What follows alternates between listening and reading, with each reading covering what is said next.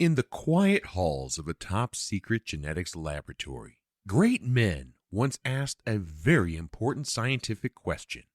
What if we combine the DNA of 6 brilliant, accomplished fathers to create the perfect human being?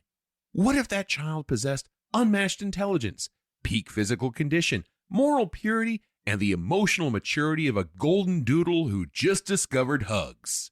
And what if, as a side effect, we also got Danny DeVito? This is Twins, the film that dared to wonder, can Conan the Barbarian be funny? It's a story about nature versus nurture, about street smarts versus book smarts. It's a tale of family, identity, and one ethically questionable milkshake. We'll get into it on this episode of the Regular Guy Movie Show. Lights go down, let's hit play. Regular guys got something to say. The Regular Guy Movie Show, talking flicks. Here we go! Welcome back to the Regular Guy Movie Show, where 3 grown-ass men revisit the movies that shaped our youth, distorted our expectations of adulthood, and occasionally convince us that long-lost siblings might just show up someday who happen to be built like a refrigerator. I'm Seth, and representing the full range of human genetics, the who is on which end is yet to be determined, are my 2 co-hosts, Justin and Brian. Gentlemen, are you ready to combine our genetic material, throw it into the oven, and see what pops out? You guys got all the good genes. What did I get? And I just want to say, tonight is your night, bro. Tonight is your night, bro. Well, before we start tracking down our 6 biological fathers, let's take a moment and talk about what we're drinking tonight. Justin, we're starting things off with your beer for the podcast. You tell us all about it. Yeah, we sure did. This is my beer. This is the Silver Bullet. Coors Light. Drinking on a budget tonight. And I picked this one because Vincent was drinking Coors Light during the microwaved eggplant parmesan scene, and I thought it was suiting. The nuke food. Yeah, the nuke food. I mean, I'm a big fan of pairing my food with my beer, and if I'm talking about pairing nuked eggplant parmesan, the Silver Bullet's a pretty dang good pairing. I mean, if you're nuking your eggplant parmesan, then yes, this fits very nicely. You know, I have to say, it has been a minute since I've had a cold, hurt your hand cold Coors Light. Yeah. Probably since the camping trip. Yeah, but it has its place. It does. Yeah. I mean, it's Coors Light. It's fun. It's a good beer. It is. It goes down. It's cold. It's refreshing. I don't expect to win tonight's beer challenge, but it's you a don't fun know beer to because drink. it's a safe beer. It's not a bad it is beer. a safe beer. And you know, we've always, as long as we've been talking about craft beer over the years, we've never really been beer snobs. No, heck no. In fact, I remember there was one night when we were brewing beer. I don't even remember what it was we were brewing, but we were big on the Twitter sphere back then, and we'd share photos of our brewing process. And there was one night while we were brewing, we were enjoying some Coors Light, and we got so much shit from people who saw our photos. We got smoked because we had Coors Light in the pictures, and we were craft beer brewers, and people were dare you just so offended by it. You know why we do that? Because we are regular guys. That's right. We are regular guys. We're not beer snobs. We're not above a Coors Light. Oh, hell no. It's part of our fabric. I mean, it's great in the summertime. Oh, when we go disc golfing and we take a cooler great with for us. that. Yeah. It's great for camping. It's great you can put a bottle of it in a bonfire and explode it and not feel bad that you does just happen wasted like occasionally. $4, you know? Like I said, there is a place for a cold Coors Light. Right. I'm not upset at all with your choice. Not complaining one bit. And I got to say, it's going down awfully quick. Oh, yeah, that's why I brought the whole 6-pack in. Nice. Well, guys, we're talking about the movie Twins. Yep. When did you watch Twins for the first time? Brian, I'm going to let you go first. All right. I know exactly when I watched Twins for the first time. Do tell. In the movie theater. Oh, yeah? Oh, no way. Yeah. I was, my father, our family was stationed overseas, and we had one TV channel to watch, the Armed Forces Network. So there was not a whole lot to do in the evenings. So we had a movie theater on base, and we went a lot. Yeah. Yeah. And when Twins came out, everybody wanted to see an Arnold Schwarzenegger movie. So I saw this with the family in the movie theater. We did not see in the movie theater, but did see it on VHS not long after it came out on a rental, because my parents were not Arnold Schwarzenegger fans at all, but they were Danny DeVito fans. Oh, okay. They were big fans of Taxi. And so they rented it. And that, though, I think is the only time prior to this week I have watched this movie. Really? Yeah. Okay. I somehow, and I'm sure it's been on cable and different things. I have glossed over it, though, for decades since that first viewing. I hadn't watched it in a long time either. That's why I kind of picked it, because I wanted to go through the nostalgia factor and see if it held up, from what I remembered. All right. Yeah.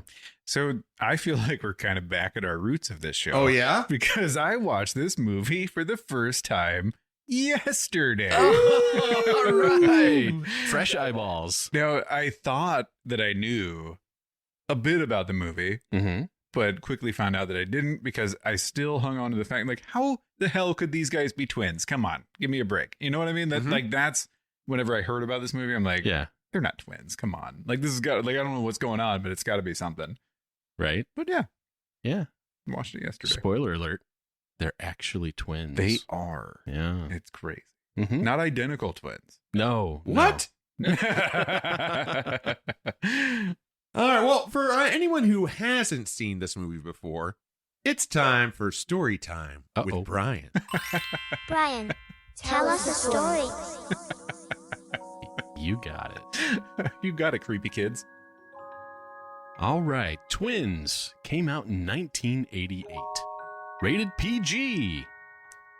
Twins tells the story of Julius, a man raised in isolation who's lived his whole life believing he was alone. But one day, he discovers that he has a brother named Vincent, a scrappy hustler who has navigated life on the streets with wit, charm, and a healthy dose of trouble. Thrown together by chance and curiosity, these two unlikely siblings set out to find their mother and uncover the truth about their origins. Along the way, their differences lead to chaos, comedy, and unforgettable misadventures. Yet, beneath the laughs, a touching story emerges. Two men, so different yet so connected, learning that family isn't about being the same. It's about showing up for each other in all your imperfect glory. Oh, that's so sweet. Sleep tight. Thanks, Uncle Brian.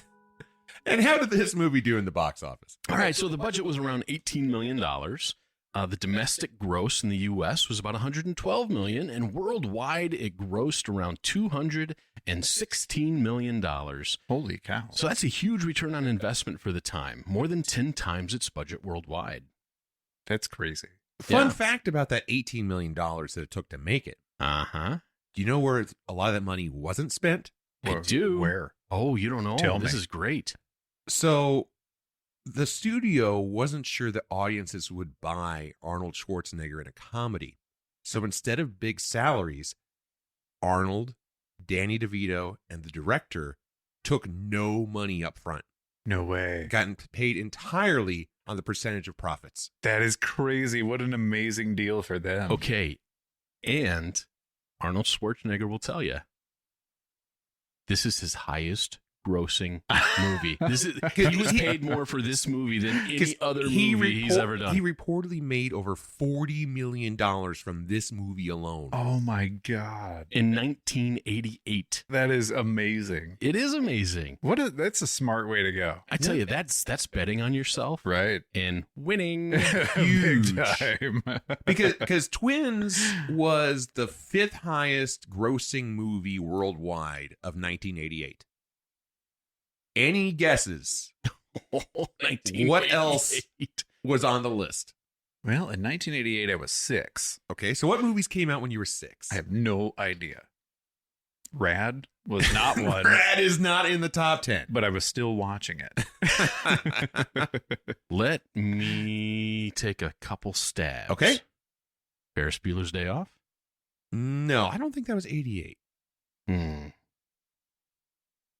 Okay. I'm trying to think what else came out then. Ghostbusters?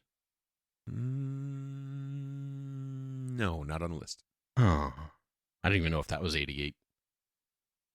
I give. I'm Okay. terrible. Rain Man was number 1 at 354 million. Okay. Okay. Who Framed Roger Rabbit brought in 330 million. Wow. Coming Okay. to America, 289 million. It's a good movie. Thy royal penis is clean, sire. And in fourth, Crocodile Dundee 2. No, the that's second annoying. one. $239 million. The sequel made 239. Holy cow. Now here's something else that's just fun from that year. There was another movie, much beloved, that came out that same year that didn't even come close. Oh, yeah? Some might call it the greatest Christmas movie ever made. Oh, is it A Christmas Story? Is it Die Hard? It's Die Hard. Oh, Die Hard. Only made $141 million. Wow. Not bad for a Christmas movie. No. I'll die on that hill. Right. But as far as Arnold Schwarzenegger's top grossing movies, now, while this may have made him the most money, in his Right. It career, wasn't the highest. It wasn't the grossing, highest grossing. It was actually the 7th highest grossing movie. Can you think of any that did better? Terminator. 1 and 2. 2, yes. Not 1. Not one? Okay. Total Recall. Total Recall is 5th, Okay. 261 million. Predator. Predator is not in the tops. Not better than that Twins. Surprises me. Kindergarten Cop. Kindergarten Cop was just below it at 8th at 202 million. Oh wow. Kindergarten Cop. Let's Was it? see. I don't What remember else? Wouldn't be Commando. Commando, no. I will say that another one of his comedic roles ranked higher. Junior. Not Junior. Kindergarten Cop. I just said Kindergarten that Cop was 8th. Yeah, I said that. you did. I contributed and you stole It it. was with one of our previous stars we've talked about. One of Justin's good friends, JLC. Oh, yeah? True Lies. True Lies. Yeah, that's a good one. $378 million. That's the third highest. So the other ones on the list, second place was Terminator 3, Rise of the Machines at $433 million. Jeez. The Expendables was at fourth. The Expendables 2 was at fourth with $315 million. Total Recall at fifth with $261, and Batman and Robin was at sixth place with $238 million worldwide gross. I didn't even know he was in Batman and Robin. Yeah, he was Mr. Freeze. Mr. Freeze. Oh, I like that ride at Six Flags. And so what was his number one? What was his highest? Terminator 2 Judgment Day. T2. $520 million. Wow. Damn good movie, too, though. Yeah, it was It a good is. movie. It is a Although good that kid movie. was a punk. Yeah, Eddie Furlong. Yeah. Punk I ass little didn't, bitch. yeah. Danny DeVito, this movie ranked a little higher on his list at third overall. So any other guesses what else may have been some of his top grossing movies? Romancing the Stone. That's his fifth highest at $86 million. Batman? Batman Returns was his number one, I think we talked about $266 million. that last time. And it was like, it's not really because of him. Well, You know. he was He was in Batman. it. He was a pretty prominent role in that Right, one. right, but it's as the Batman. penguin. I know. It's Yeah. Batman. And number two was Space Jam at $230 million. Yeah. Space Jam. Space Jam. Space Jam. So while we're having some fun with numbies, Justin, how did people receive this movie? Not well. So, Rotten Tomatoes has a score of 43% based on 44 reviews from critics, and a very similar popcorn meter of 40% based on over 100,000 viewer ratings. So it's a rotten movie. Yeah. You know, that's interesting. Especially the critics not liking it, with it being Arnold's first, I'm going to say, successful comedic role. It was really his first foray It was. into comedy. So I did take one of the quotes from it, and I think this will a little bit of for like a little Explain. What am I trying to say there? Yeah. Kind of give you some insight. So it said, though it offers a few modest pleasures for undemanding viewers, Twins leans too heavily on the wackiness of its premise to overcome its narrative shortcomings. And I think that if you're watching this critically, yeah, it's not going to rank very high. If you're watching it for the pure entertainment of it, it's probably going to be higher. I mean, to be completely honest, I think that 90% of the plot you get just from the cover art. right. Yeah, I'd agree with that. If I say that, though, if you're watching it just purely for enjoyment, the popcorn meter is kind of weird, too, because it's at 40%. Yeah. So you would think just viewers, casual viewers, are going to watch it for entertainment and not sit there and, critically watch it. Well, I would think that viewers would watch it to be entertained by Arnold being funny. Mm-hmm. Yeah, I was pretty impressed by it. Yeah, I thought the comedic timing and all that was good, and we'll get into that a little bit further. But yeah, I thought it would have done better with the audience because it was outside of his box and it was his first time doing that.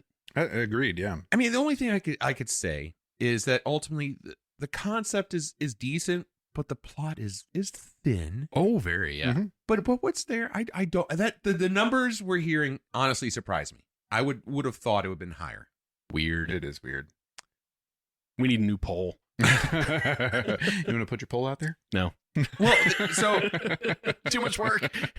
The director of this movie was Ivan Reitman. All right. And by the 70s and 80s, he had already become a pretty reliable director of comedies. And some of the movies he worked on, either as a producer or as a director prior to Twins, Animal House, Stripes, Ghostbusters, and Legal Eagles. Okay, so he made some good stuff. Yeah, and he had really established himself with high concept comedies, pairing of different kinds of personalities, and mixing comedy with light action or adventure. Okay, and certainly the success of this movie helped him further his career because it definitely cemented a creative partnership with Arnold Schwarzenegger as they would work together again on Kindergarten Cop as well as Junior. Mm-hmm. Because, hey, Arnold Schwarzenegger pregnant. Who wouldn't want to see that? I never saw Junior. I didn't either. I think I saw it one time. Yeah. Yeah. But as far as his career, he continued on with more successful works through the 90s and 2000s with movies including Dave, as well as 6 Days, 7 Nights. But he passed away in 2022. He did. Yeah. That's a bummer. The movie was written by William Davies. Screenwriter and producer, has worked on both film and television projects. A lot of work with big studio comedies, animated films, as well as television writing. Davies wrote the screenplay for Twins based on the story concept developed by Reitman. Reitman basically said, it would be really funny if we had twins and one was really tall and one was really small. And then that was it. They accepted it because he had already had a successful career going, and they're like, the studio's like, yeah, it sounds great, go for it. And they handed it to this guy, and he then cranked out the script.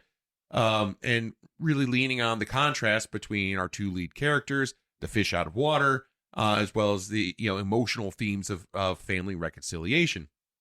Other things he's worked on, other well-known projects: Stop or My Mom Will Shoot, Johnny English, and How to Train Your Dragon.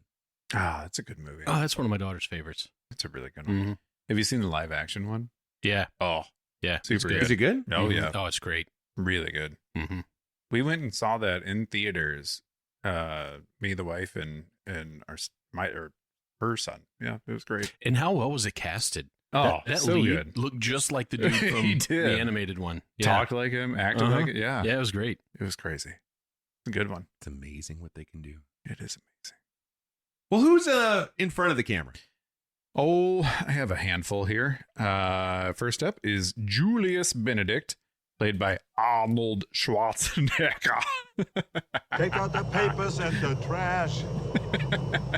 Or you don't get no spending cash. If you don't scrap that kitchen floor, you ain't gonna rock and roll no more. Yakety yak. Don't talk back. Oh my gosh, he was not a good singer, but that is so fun.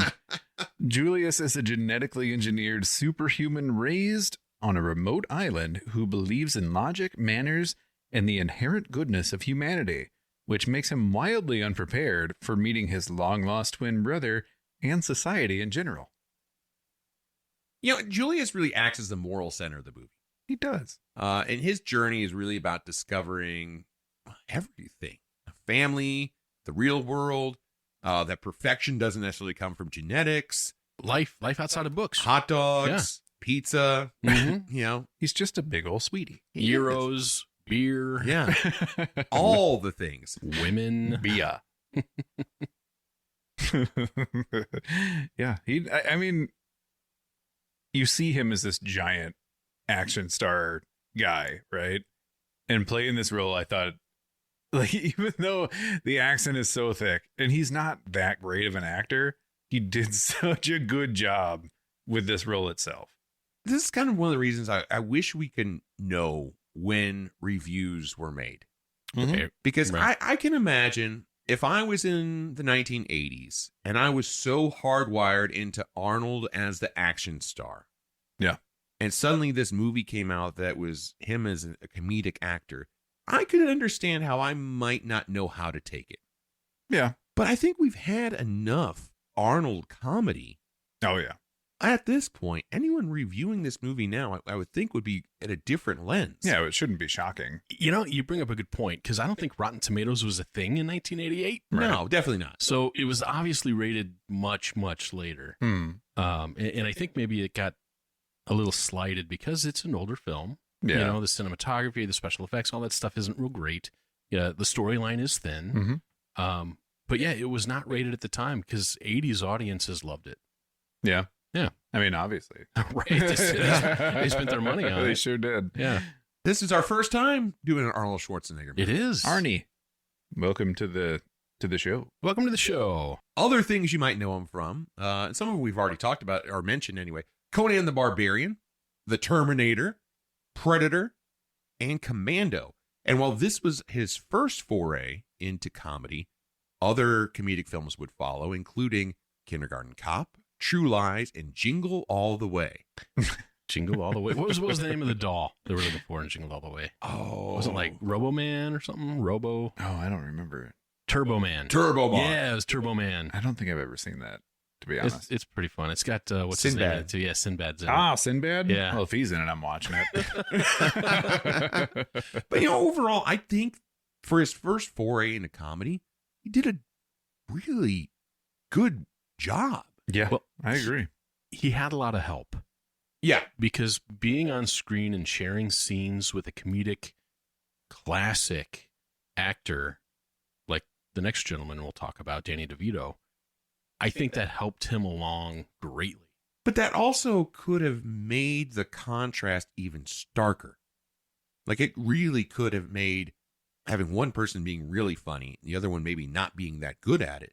It would have stood out like a sore thumb. It could have, but But the know, interplay was great. was solid. And a lot of the interplay between the two was not scripted. It was outlined, but the specifics were not scripted. There was a lot of banter and play between the two. In fact, there are times where I saw one or the other almost break character and start laughing in the movie. And so there was a lot of that. And I give a lot of that credit to Danny DeVito for accepting and knowing his role and kind of bringing along Arnold as a comedian. All right. I tend to believe that Arnold Schwarzenegger is not naive and childlike. Right. So whenever he plays this role where he did a good job of it. Like it was a decent acting job. You know, I read his biography. Mhm. And when he first came to the United States, there's a lot of parallels here. Yeah. He lifted weights. He was a bodybuilder over in Europe, but he'd never been to a real, true bodybuilding gym until he came to the United States. And so there was equipment, there was stuff that he'd never seen before. Yeah. And he got into the United States, and the first holiday was Thanksgiving. Okay. He had no idea what Thanksgiving was. and some guy who he worked out with at the gym invited him over for Thanksgiving. And he was amazed. Could you imagine? Right. Never seeing an American Thanksgiving and then going to an American Thanksgiving. Oh. And so all these people in the gym that he worked out It's with, just like any normal Thursday. they liked him so much. He was such a genuine, good dude who didn't know anything. Yeah. That they would bring him stuff. And he said his favorite gift that he ever got was somebody brought him a radio alarm clock. And I can only imagine the alarm going off to take out the papers and the trash. Yuck the yuck.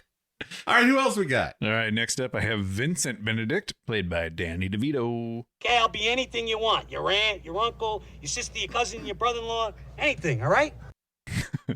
Vincent is a fast-talking, small-time hustler who owes money to half the criminals on the West Coast and suddenly learns his long-lost twin is a 6'2" Austrian super genius who thinks everything can be solved with kindness. Vincent is the complete opposite of Julius in so many ways. Big time. Yeah. Polar opposites. You know, Even how they were brought up. yeah. yeah. And it really, in every possible way, both the nature and the nurture are so different. And that relationship, honestly, what I found to be the most entertaining, or one of the more entertaining parts of the movie, is how quickly it actually forms.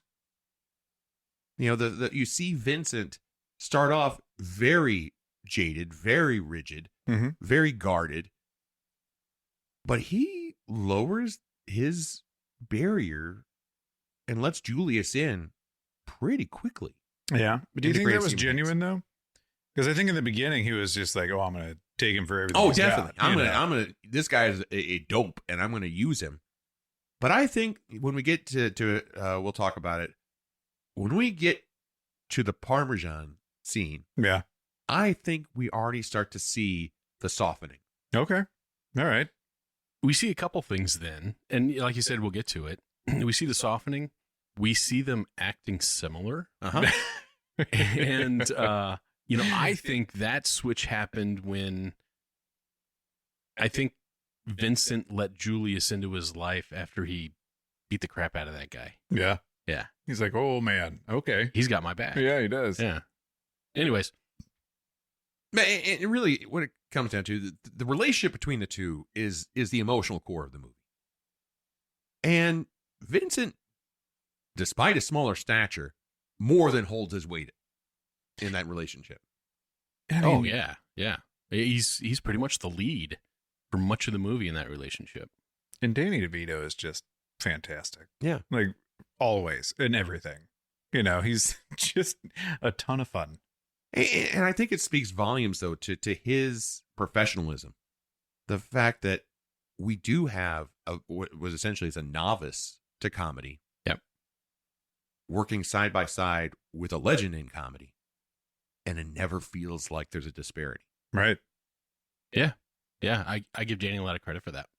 They're probably just a couple of good dudes just hanging out and having fun. Man, wouldn't they be fun to just have a beer with? They would be. Yeah. I'd like to have a beer. You know, we with should those get them on the guys. show. We should. You know, I'll make. Oh, It'd be a good Okay. time. It would be. So, and this is our second time talking about Danny DeVito. it is. Yeah. He was also in Romancing the Stone, as well as, Throw Mama from the Train. He would go on to be in movies like The War of the Roses, Batman Returns, Get Shorty, and Death to Smoochie. Was he Shorty? And Get Shorty? Well, I think you're just making height jokes. I am. But maybe, and I actually don't know. Yeah, also, It's Always Sunny in Philadelphia. Yeah. I love him in that. Yeah. My favorite DeVito. Yeah. Yep. Oh, he's so good in that. And he was in One Flew Over the Cuckoo's Nest, I think. That Was was a he? long time ago. 1975. Dang. I'm going to fact check that, maybe. Maybe. Maybe not. I don't know. But yeah, done some stuff. Heck yeah, he did. Yeah. Who else we got? All right, I got Linda Mason, played by Chloe Webb. Your judgment is at its peak today. Use it wisely, and romance will follow. Ooh, good one. Yeah, I hope so. Ooh, good one. Linda is Vincent's long-suffering girlfriend who's seen every one of his bad ideas play out in real time and is understandably skeptical when his newest plan involves teaming up with a gigantic, overly polite stranger claiming to be his twin. I think Linda was probably on the weaker side of characters for this movie. I think you're right. It was one of those where I don't know if it was poorly written or if it was poorly acted. And I think that's a fair criticism. But I think she was a bad choice for this character. Yeah. Sorry, Chloe Webb. You know, I think she's meant to provide some chaotic comic energy. And in many ways, she does parallel Vincent's chaos. Mm-hmm. But I don't really, I don't feel the chemistry between them. She was a wet rag. Yeah. She was. and a bit too much of a pushover. Yeah. But I think also that some of that pushoverness is essential to move the plot forward. Yeah. Well, she was one of the first people that we see Danny DeVito swindling and conning. Yeah. Yeah. Don't give him any money. I gave him money. Don't give me. Yeah. Oh, not those eyes. Don't give me those sad eyes. Yeah, I don't know. She was mostly flat. Like, I don't know if they were trying to make like that voice was what they were hoping for, but it was just bland and kind of emotionless, and I wasn't really drawn by her. Yeah, I didn't love that character in this movie. Mm-mm. Yeah, not one bit. I understand why she may have been cast in this movie, because just prior to Twins, she got a lot of attention for her portrayal of Nancy Spungen opposite Gary Oldman in the movie Sid and Nancy. Okay. So she was on the rise, but then she kind of fell off. Yeah. And this could have been a reason why. maybe because she's done a variety of things since. She was in the movie Practical Magic and many episodes of TV shows, including Judging Amy, House, 2.5 Men, and the show Shameless, but nothing as big as this. I heard she also makes most of her money on OnlyFans. Is that true? No. I just wanted you to fact check it and go on OnlyFans. How do you know I'm not already there? All right, who else we got? I'm selling my feet videos. He gives me so much money. All right, last on my list is Marnie Mason, played by Kelly Preston. Oh no, this bed is lumpy. Oh no. Marnie is Linda's eccentric sister who spends most of the movie trying to figure out why this enormous, perfectly polite man is staring at her like she's the most fascinating person he's ever met. At the time, Kelly Preston may have been the hottest person on film. Yeah. Yeah. I didn't remember her being in this movie. And definitely when I saw this movie when I was a kid, I wouldn't even known who Kelly Preston was. Right. So it was a very pleasant surprise that I enjoyed very much as an adult, saying, ooh, there's a young, hot Kelly Preston. Okay. Well, you guys know that I am not pop cultured. I was watching this movie with my wife, and she's like, oh, Kelly Preston. She was married to John Travolta. That's right. Yep. Until she passed away. And she died of breast cancer. Mm-hmm. So I knew none of those things. You know what? Actually, I did know Kelly Preston from one thing prior to watching this movie when I was a kid. What was that? She was in Space Camp. Oh, yeah, Space Camp. Mhm. I remember that movie. Space Camp. Yeah. I don't think I ever that's saw that one. before your time. Yeah. Yeah. Okay. I wanted to go to space camp whenever I was in like elementary Oh, school. so so- did I. That was like my dream. So these kids go to space camp Oh. and they win this award thing and they get to sit in the rocket during a test fire. Uh-huh. And there's this like, you know, back in the day when every group of kids had a robot. Yeah. Sure. Yeah. So they had a robot. Robot buddy. Of course. I had a robot buddy that launched the spaceship with them in the spaceship. Oh man. Yeah. So Damn it, robot buddy. Yeah. So they're on a You real rascal. mission in the space shuttle because they had to light the other rocket to even it out. Oh. And so they go up to space with the kids in it Wow. and they had to land it. Sounds amazing. When you're a kid. When you're a watching kid, it, it's a it great was, movie. Yeah. I watched it. I caught it on something like 5 years ago. And I'm like, how did I ever, even as a kid, think this was good? Right. Or realistic or plausible. It's terrible. Yeah. Oh man, my But robot she was in that. buddy. Yeah. Robot buddy. Ah, you rascal. Kelly Preston was pure eye candy. Yeah. In much of her roles throughout her career, she was a smoke show. Mm-hmm. Yeah. Did she have a Hanes commercial? No. No. She didn't need one. Yeah. Pish posh. Other things you may have seen her in and drooled a little bit as you watched. From Dusk Till Dawn, Jerry Maguire, For Love of the Game, and Sky High. So Jerry Maguire, was she the one that said, "Show me the money"? Yeah, that's the one. That was the one. Well, that's that movie, but that was Jerry. No, Jerry Maguire said that. But she played Jerry's love interest at the beginning of the movie. Is he pulling my leg? No. Oh, okay. I was thinking about Tom Cruise, not Kelly Preston. Yeah. Okay. Yeah. Slightly different. You could see how I would mess that up, though. Yeah, I think Kelly's taller. Sorry, Tom. Yeah. Oh, she's the one that doesn't have the alien inside of her head. That would be the one. Okay. But she doesn't do all those cool stunts either. Ah, All right. Well, now that we've talked about the characters that are in this movie, what do you guys say we take a moment Oh, beer talk. and we talk about beer number 2? For our second beer of the podcast, we are drinking Good Behavior. It's a crushable IPA from Odell Brewing Company. Brian, this was your beer for the evening. Tell us all about it. Okay. Well, obviously I chose it because of its name, Good Behavior. Julius is always telling Vincent throughout the movie, you have to be good. And so I picked it based on the name. It's an IPA.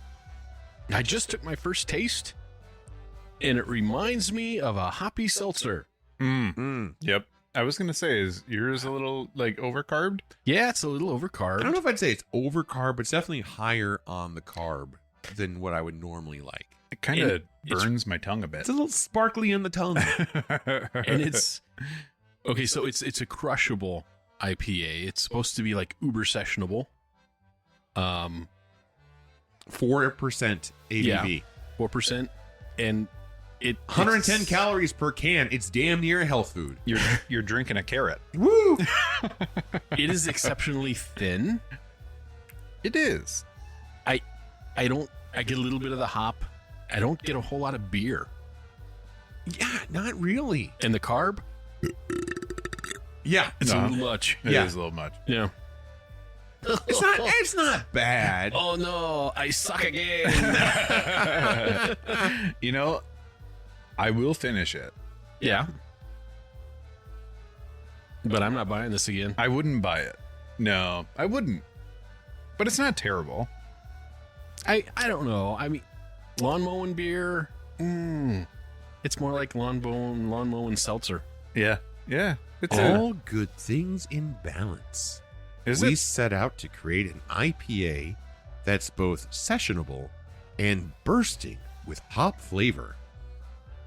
I don't get much bursting of anything except carb. It's bursting with carbonation. Yeah. Good Behavior is built like an IPA with bright hop flavors of tropical fruit and juicy peach, yet balanced with a light body, slight haze, and crisp finish that's truly crushable. Or so they say. It's built like an IPA with bright hop flavors of TV static. You know, I have to say that the folks at Odell Brewing have a great marketing team. You know, I've had other Odell beers, and there's some pretty good ones. Yeah, they're from Colorado. Yeah. Yeah. Yeah. Fort Collins. Yeah. This one's not one of them, though. Not great. It's not the best. No. It's not terrible. I'll drink it. I'll finish it. I've had worse. Yeah. I probably brought that too. But hey, the can looks cool. It does look cool. It's got a great name. It's got a halo. Yeah. It does. It's good behavior. It fit the theme very well. It fit the theme greatly. It did. If I crushed this, though, I would be burping for days. Yeah. Yeah. I'll have this as a sipper. Yeah. I mean, not terrible, but we've had better. Yep, For sure. we have. All right. I'm just proud that I went with an IPA. Yeah. No kidding. Yeah, give me some love. I will. Outside your box. A little outside. I'm not a hophead. You went outside the comfort zone, and I did. Are we converting you? Not really. No. I mean, I drink them and I enjoy some of them, you know. Just not as much as others. Yeah. Yeah. definitely not this one. All right. Well, what do you guys say we get into the nitty gritty of this movie? Let's dive in. I say do it. So we learn through narration at the beginning of this movie that there was a secret genetic experiment attempting to create the perfect child using sperm from 6 different fathers. And the results of this experiment were twins. We have Julius Benedict and Vincent Benedict. And very different upbringings. Julius is raised on a remote South Pacific island by scientist Professor Warner. He's educated to be the ideal human being. He learns 12 languages and excels academically. He becomes extremely strong, intelligent, and morally pure. And he only learns about his brother on his 35th birthday. And upon learning about his brother, Julius sets off on a mission to find him. So I have a question. He leaves the island. Yeah, He does. in a rubber dinghy. Uh-huh. You know my thing about movies and last names. Yeah. Benedict. Huh? Do you find any correlation in this movie as to why? Like, why did they choose Benedict for the last name? Is there anything you can think of? Eggs Benedict? Benedict Arnold? Benedict Arnold? Yeah. Uh-huh. But like, do you have anything into that? Like, No. I mean, do you? no, I don't. Okay. I'm just curious. Just curious. Yeah, conversation starter. Yeah, I think it's just probably throwing a dart at a piece of paper and saying, "Oh, there we go. That's a name." Could it be like like you said before? Maybe it's an homage to somebody. Like there was like something that we don't know, a little behind the scenes film kinda. teacher. That last name was Benedict or whatever. Benedict. It sounds stately. Mm-hmm. I don't know. I don't know. That's about all I can think of. It's an odd last name. That's about it. Yeah. Just curious. Vincent, we learn, was raised in a Los Angeles orphanage run by nuns.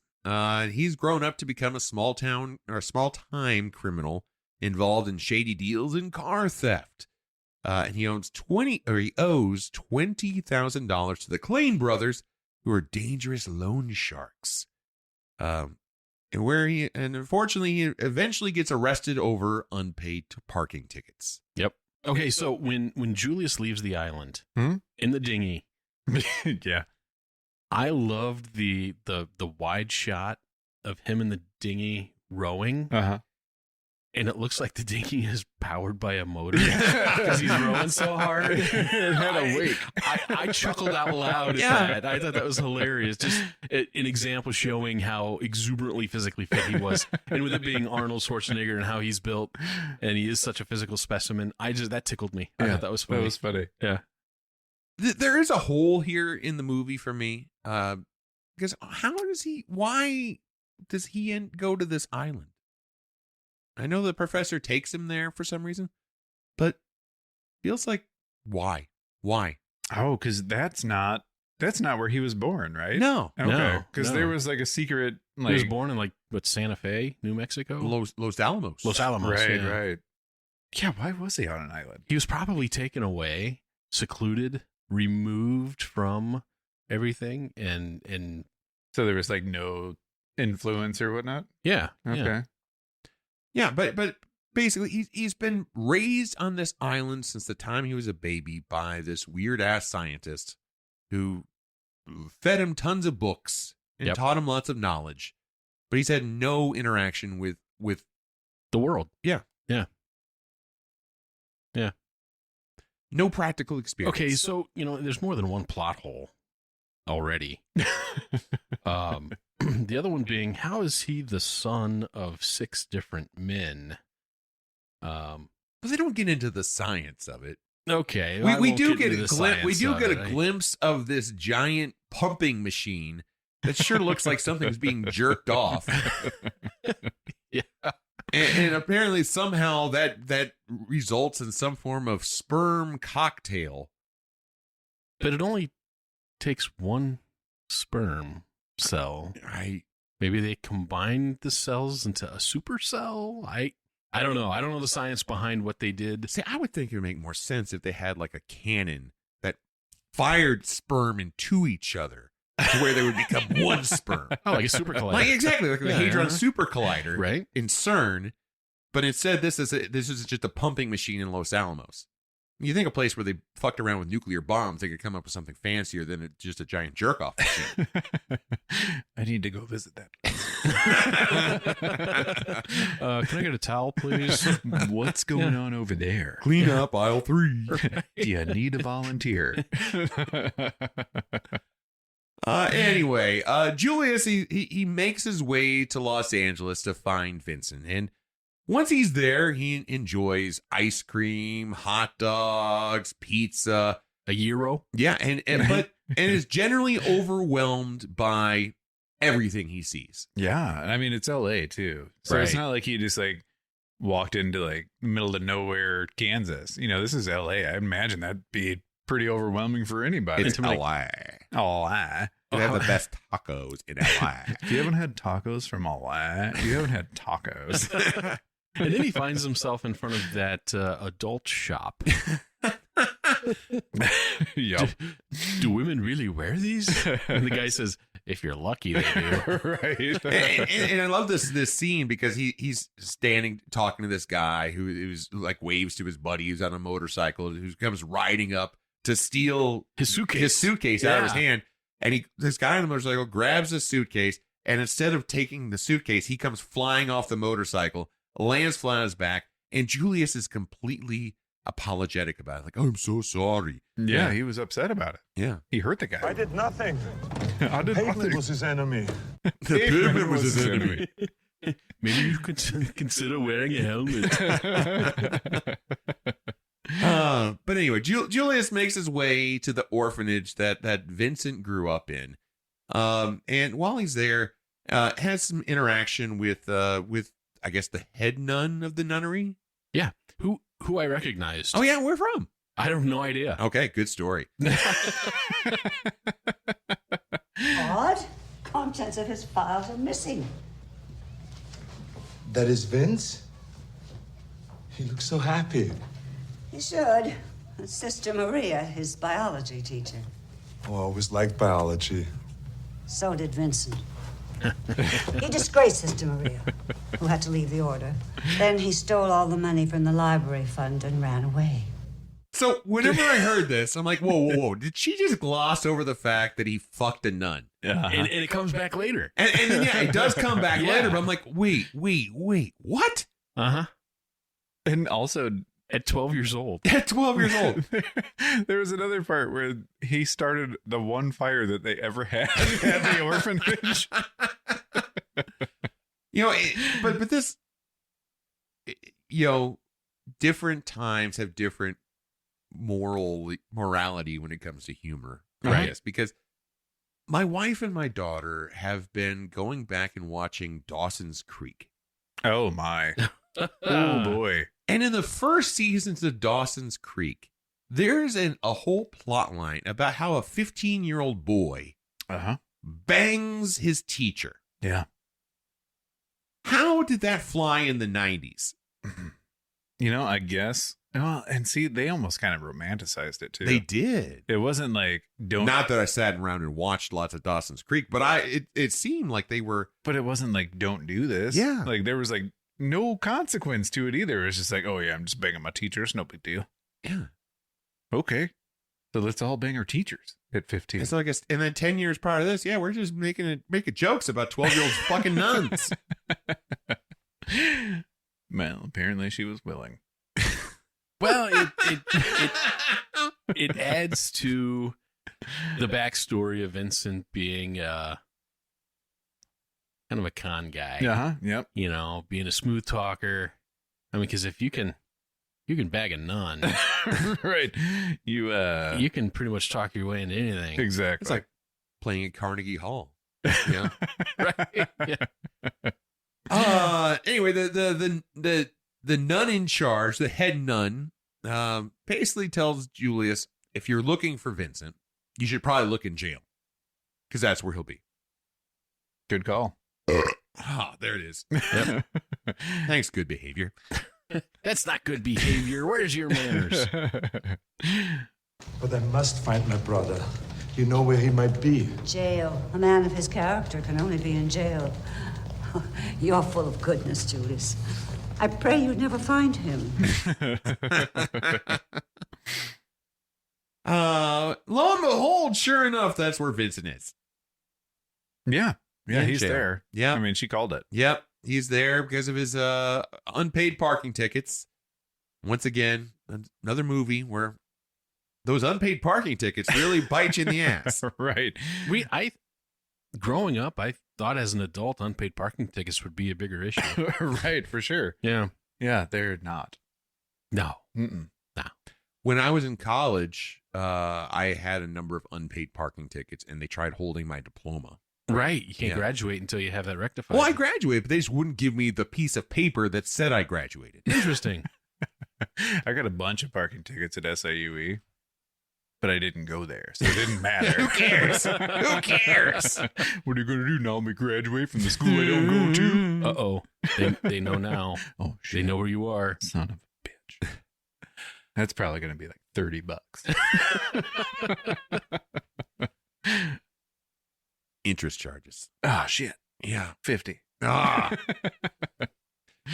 So yeah, he finds Vincent in jail, and this is their opportunity to meet. And you know, it takes them both, I think, a bit by surprise, because you know when Julius is sitting there waiting for Vincent to show up, this very large gentleman comes walking by, and you see him kind of watch him like, oh, is this my Is that brother? him? Yeah, is that him? And then you know, this little guy comes sitting down instead, and he goes talk to him like, hey, I'm looking for Vincent. And they tell him that's him. And so he goes, sits down, and this is now their opportunity to actually meet. There's some miscommunication about how to communicate because there's the glass between them. And Right. And so Vincent has to, tell him, use the phone, dummy. And then they have their first little chit chat. I know you don't know who I am, but believe me, I came halfway across the world. Whoa. I got another 6 hours to pay the money back. And tell the Klain brothers that harassing a man who's already in the slammer is beneath even them, all right? I don't know any Klain brothers. I'm your brother, Julius. Huh? Come again? My name is Julius, and I'm your twin brother.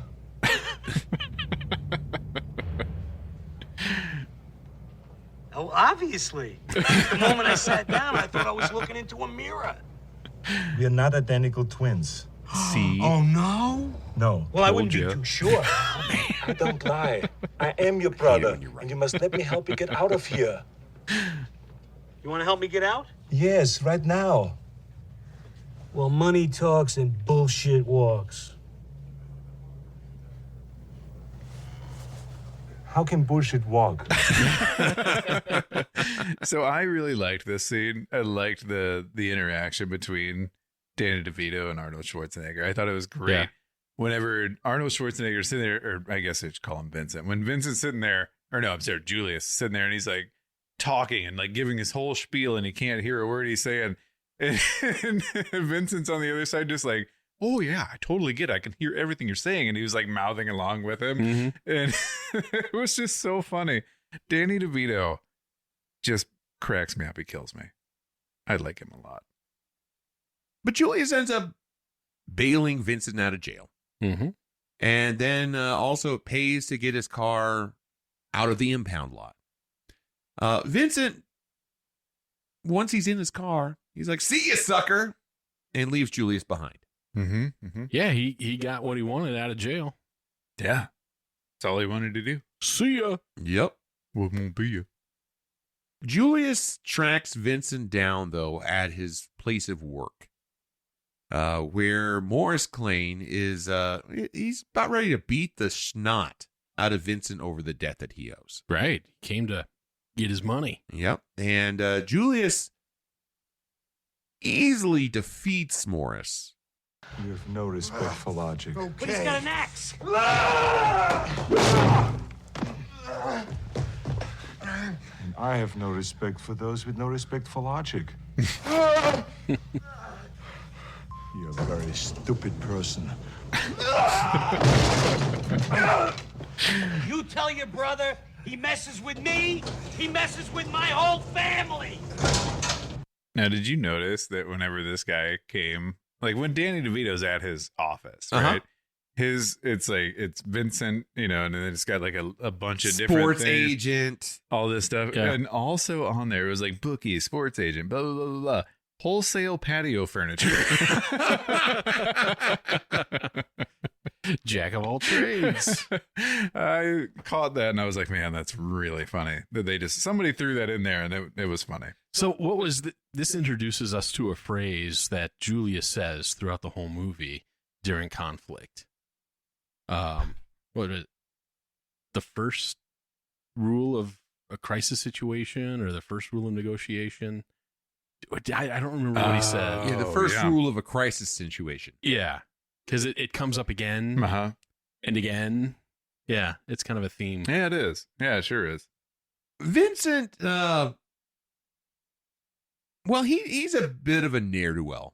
Oh, yeah, absolutely. And he's got a bit of a scam that he's been running. And this is we saw him do it once already to start the film off, where he's got a buddy, works at a parking garage, played by David Caruso. CSI Miami? CSI Miami. Yeah! All right. Who tips him off whenever a nice car comes to the parking garage, and then Vincent goes and steals said car and then sells it at a chop shop. He's got a tip that there's a Cadillac there. So Vincent goes to steal this Cadillac, and now that he's got Julius, he's got a sidekick. He does. He's got the muscle. And he didn't leave Julius behind this time, because Julius is his... He's proved himself to be handy. No, yeah. He's going to protect him from Right. the bad guys. So they're in the parking garage, and they're here, and Vincent tells Julius, oh my God. That's good behavior. Yeah. That's good behavior. Vincent tells Julius that he's got to move this car to help a buddy out. But he can't find the key. He usually leaves the key behind the wheel. Oh, right behind there. But you know what? We're just gonna have to let ourselves into the car. Mm-hmm. And so he jimmies his way in, which sets off the car alarm. And Julius lifts the back end of the car, picks it up, hoisting it up to 45 degrees, because as Julius explains, if you lift a car to 45 degrees, it resets the mercury switch, because the car will assume it's being towed. How does he know that?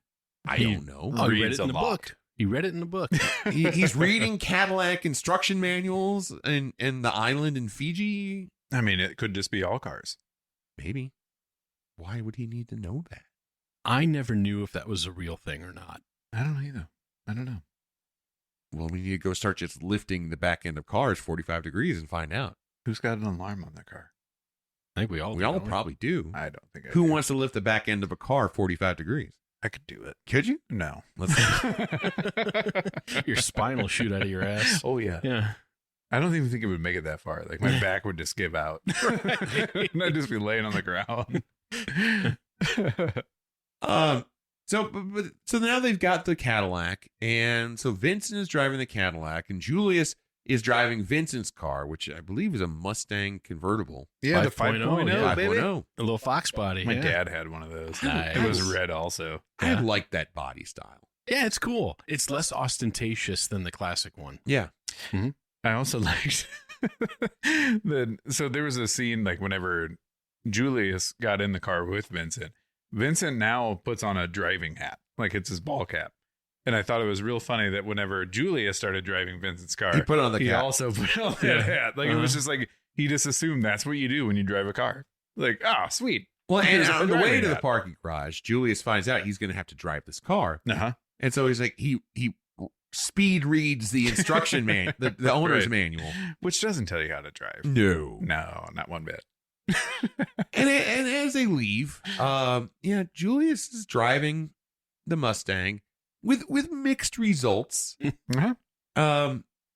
And Vincent calls him up on the cell phone, the car phone, and telling him where to go. And so they go into this shopping grocery store, and as Julius comes in. He goes up on the 2 wheels. On the 2 wheels, yeah. That is such a movie thing. It is. It is a movie thing. It is in so many 80s and 90s movies. I've never seen it in real life. No. Never seen it in real life. No, that'd be awesome. Though. It would be. Yeah. But you see it in all the movies.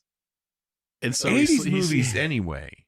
Then he slows down, and the car falls back on all 4 wheels right in the parking spot. Yeah. Perfect. Like a glove. And when they go into the grocery store, they just so happen to run into Linda and Marnie. Mm-hmm. Julius encounters Marnie first. With a Playboy in his hand. Because he's flipping through a Playboy magazine. And she doesn't know who he is, and he doesn't know who she is. And they're kind of talking and chatting and getting a little flirt on. She's immediately smitten. Yeah. Did you notice, though, like something right before this happened? It was Marnie and what's her name? Linda. Marnie and Linda are in the grocery store smoking. And do you remember? Do you remember smoking in grocery stores? Not me. Like I didn't get to do that at that point, but I remember people smoking in grocery stores. But she was going to make him a cake, I guess, for his birthday, right? Yeah. Because they both had just had a birthday. And she was like, angel food or devil's food? And they're like, oh, definitely devil's food. But did you notice where she put the angel food? Yeah, she put it back on top. She put it in the wrong fucking spot. What a bitch. No kidding. An example of her character. A bit lower class. Like, why would you do that? And it wasn't even like, it wasn't like next to it. It was like on a different, like higher shelf. Right. It's with something completely different. Like, what a bitch. Who picks either one of those for a birthday cake? Oh, no. I think they wanted the angel's food, devil's food. I get it. He's a devil, not an angel. He's not an angel. A little devil. I think angel food cakes are bullshit. Oh, I could not agree more. Oh, they're so gross. I think. Yeah. Do you like them? No. Okay. You were kind of hesitant, like, Yeah. I'm like, well, okay. Do you like them? No. You can say it's a safe space. So, okay. All right. Here's all I could say. Too much air. Not enough cake. My cake experience is somewhat tainted. Okay. Tell me about it. Growing up, All right. I had 2 parents who were ministers. Sure. Oh, he's going to go the potluck route here. Yeah. Lots of cake. So and at one point in my childhood, so both my parents were Methodist ministers. Okay. And Methodist ministers would often have multiple churches within a charge. Do they did. Do Methodists not believe in cake? I'm getting there, okay? Fuck you. I'm getting there. There was one point in my childhood between my 2 minister parents, they served 9 different churches. Okay. For a year, damn near straight. A week did not go by where I did not have to go to at least one potluck dinner. Uh-huh. At potlucks, you have all menagerie of different kinds of foods, including desserts. Uh-huh. And when you're a kid, cake. How can you go wrong with cake? Sure. You can go wrong with cake. Well, of course you can. Yeah. So I have had extremely good cakes of all kinds. Uh-huh. I've also had extremely shit cakes of all kinds. Right. I don't trust cake anymore. I'm going to be honest with you. I thought the way that story was prefaced that you were going to say because your parents were ministers that you were only allowed to eat angel food cake. Oh, no. No. But I can tell you. I've never had devil's food cake. You know what? Honestly, I've never put 2 and 2 together on this. I don't know that I've ever actually had devil's food cake at a church potluck, but I've had many angels food cakes. Yeah. And they've probably 75% of them have sucked. Yeah, they're awful. And it's like they always had like confetti inside. Like, yeah, they're gross. Yeah, there's so many foods I cannot trust as an adult. You know what is a solid cake? What's that? Carrot cake. Carrot cake is the best. Oh, it can be. Yeah. Well, you're right. You're right. Yeah. Carrot cake is one of those that I've managed to regain a degree of trust in, and I will try it because when it is good, it is so good. It is so good. But sometimes people put things in it that don't belong in it. Yeah. What is green in a carrot cake? I've had carrot cake with like green stuff in it. Ooh. Yeah. Is it like zucchini? Yeah. Maybe. It could be. I don't know. Zucchini carrot cake. I've had carrot cake with raisins. Oh, no thanks. Yeah. Mm-mm. Yeah, I don't like raisins or nuts in my carrot cake. I've had it with nuts too. Yeah. It doesn't need it. I'm all right with the nuts. I don't want raisins. Nuts are nuts. They're okay. But I think there's speed bumps on your way to Flavor Town. But here's the problem with high apple stuff with nuts. Nuts is just a blanket label. There are so many different kinds of nuts. Some of them are better than others. Oh, sure. Like I don't mind like crushed walnuts, but fucking pecans? No. That was angry. You don't like the pecan? No. No pecans? No pecans. Pecan? Pecan. Pecan. Who's pecan? I'm gonna fight you. Anyways. Yeah. So no. We went on a tangent. We did. Angel food cake it's bullshit. It is bullshit. Yeah. Sucks. Agree. How can it be hard and soft at the same time? Where do you guys stand on the bundt cake? Oh, I'm a big fan of the bundt cake. I can eat a bundt cake. I like a bundt cake. Mm-hmm. Especially the little glaze over the top. Oh, hell yeah. Oh, that's delightful. Yeah. Then you have like the lemon poppy seed bundt cake. You've got the chocolate bundt cake. I mean, there's a number of great cakes out there. the raspberry with the raspberry stuff in there. Mm-hmm, yeah, it's all good stuff. Yeah.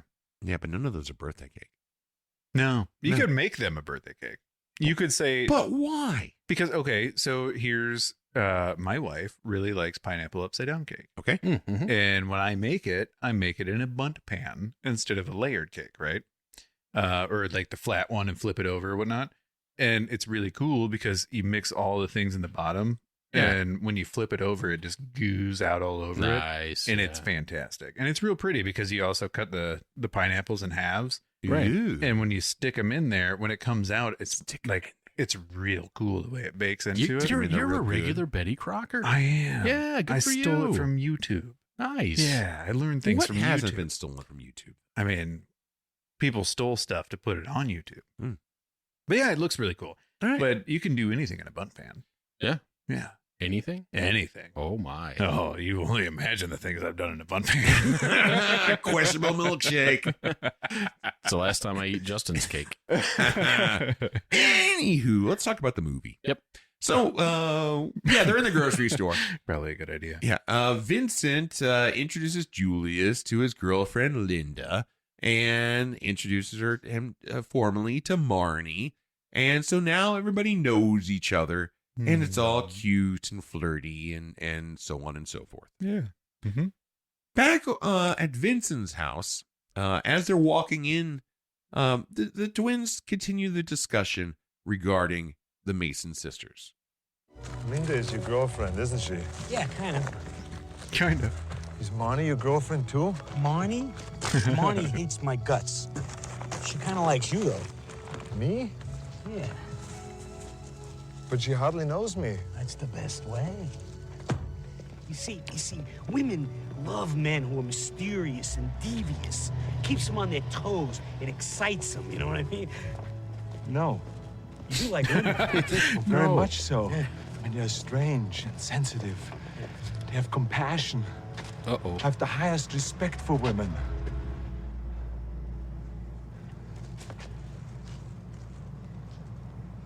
You're a virgin.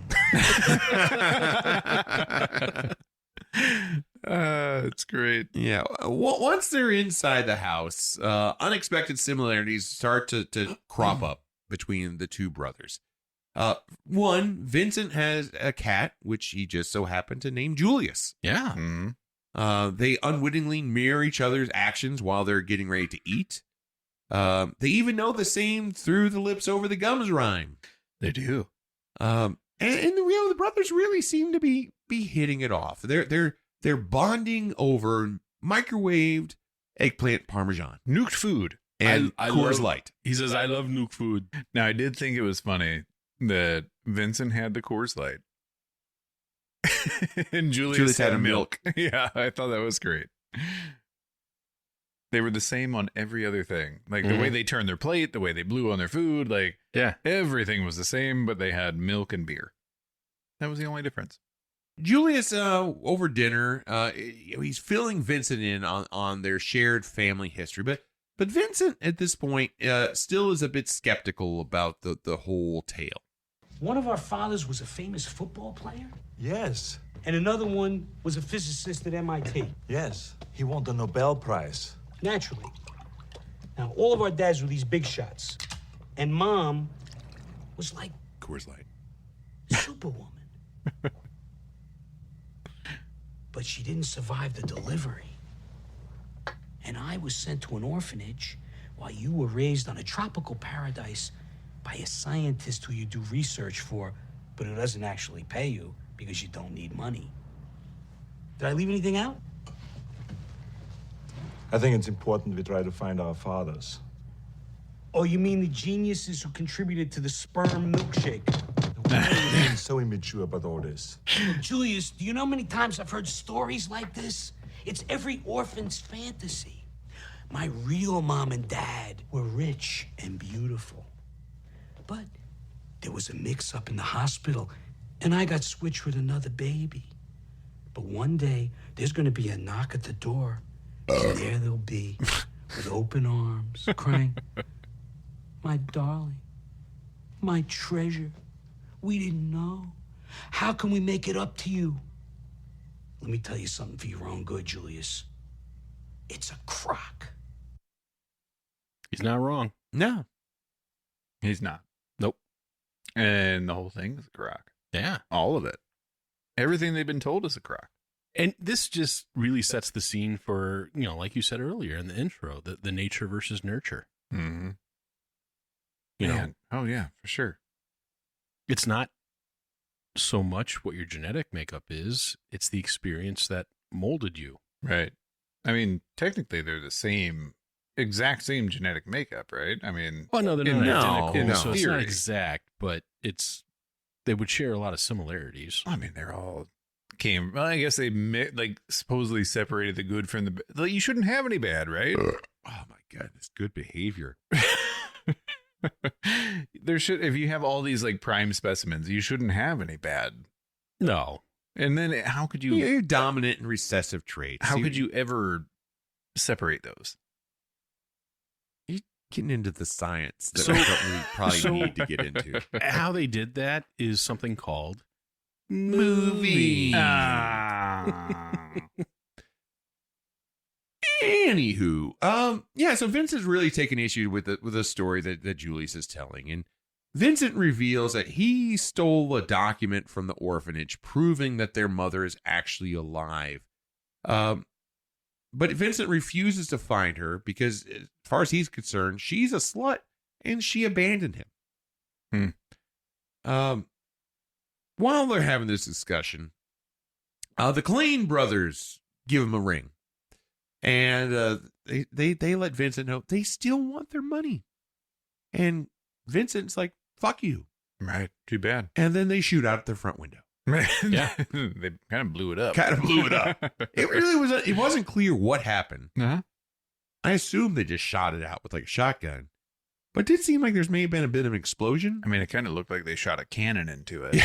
But then it's never mentioned again. I mean, really, it's just shooting it out. Either way you look at it. They're Whether it's a shotgun or a Yeah, bullet they or a shoot out the cannon, front whatever. windows just to show that they're serious about wanting their money. We're mad. Yeah. But again, it's never really mentioned again. Yeah. No. It's just like, oh, we just blew up your front of your house. Bye. Bye. Anyway, so we got some trouble brewing with the Klein brothers, but also it just happens to turn out that the Cadillac that Vincent and Julia stole from the parking garage was left there to be picked up for some shady dealings. Right. There's this unseemly dude Webster. He was supposed to pick up the car. And when he shows up to get the car, it's not there. And so he goes to the office of the men who left it for him.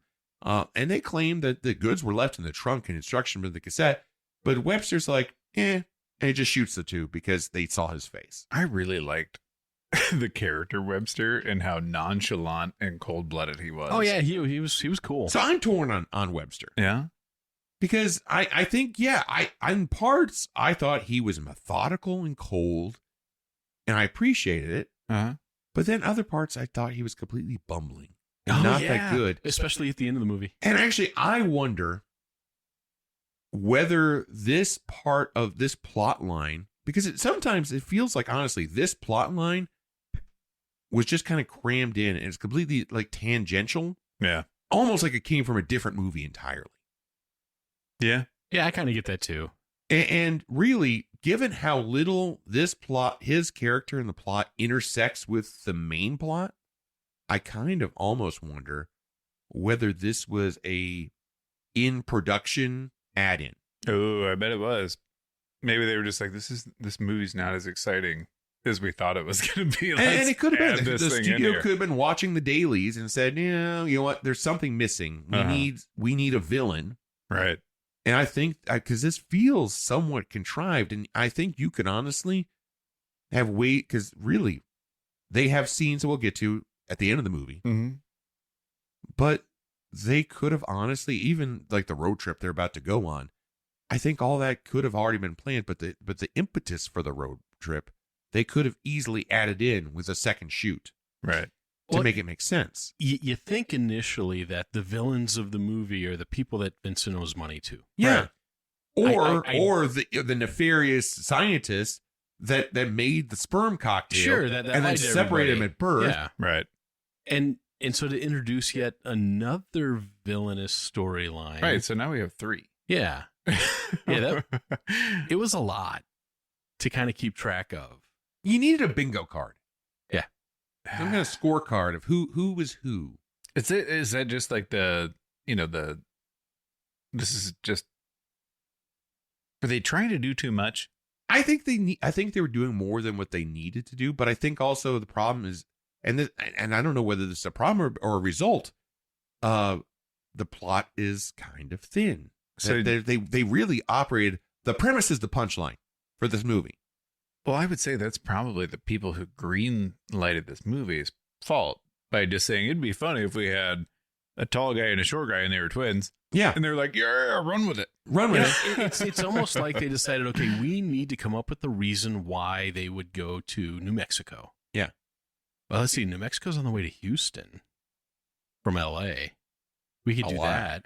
Oh, LA. You haven't been on a hike unless you've been on a hike in LA.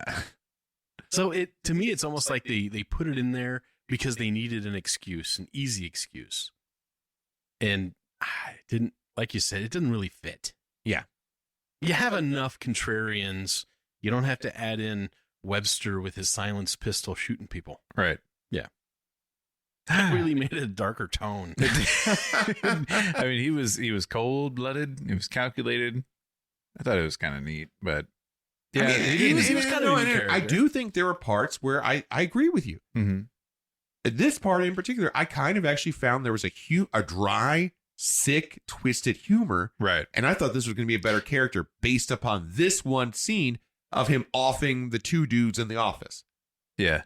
And his character actually gets better later on when he runs across the brothers who are chasing down Vincent. Mm-hmm. I mean, he's cool, calm, collected, and cold. Brutal. Yeah, that was awesome. But still funny. Pops him in the leg and walks away. Right. You know? Yeah. And so I had more hopes for where that character was going. Yeah. Yeah. Yeah. Well, we'll get more into that as we get to it. Yep. Back though with Julius, he's gone and paid a visit to the address that was listed in the document that Vincent had. And there he meets one of his 6 genetic fathers who tells him all about the experiment. And he tells him that, where he needs to go to learn more about his backstory. Your mother was an amazing woman. The times I've wondered what would have happened if I'd have married her. Why didn't you? Well, I asked her to. She turned me down. She said she was afraid to have any more children. See, they told her you had died at birth. Who told her we died?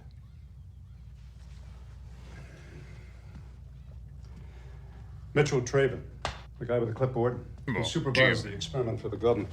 Fucking Traven. He So many still runs a lies. genetics lab at Los Alamos, New Mexico. So many. I'll have to pay him a visit.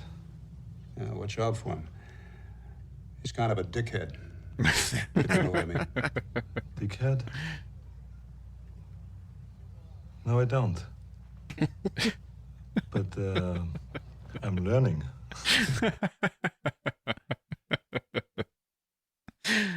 Oh man, I love him so much in this movie. So Julius now knows where he needs to go to learn more about His backstory. Yeah.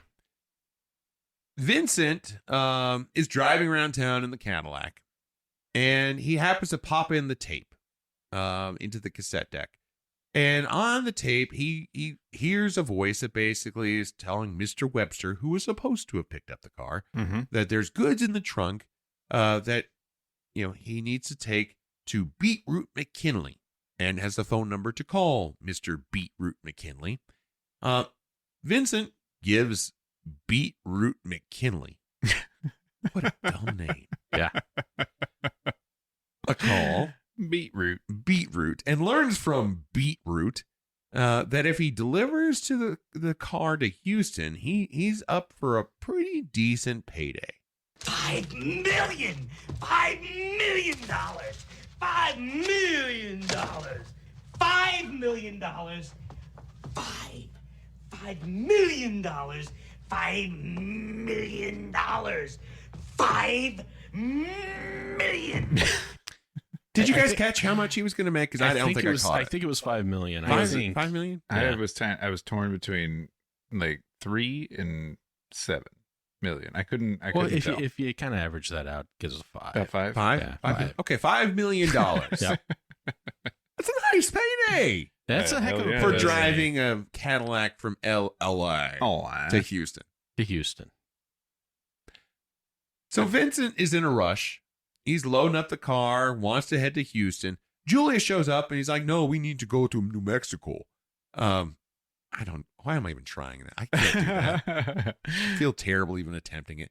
It needs to go to New Mexico so they could search for Dr. Traven and learn where what's up with their mom.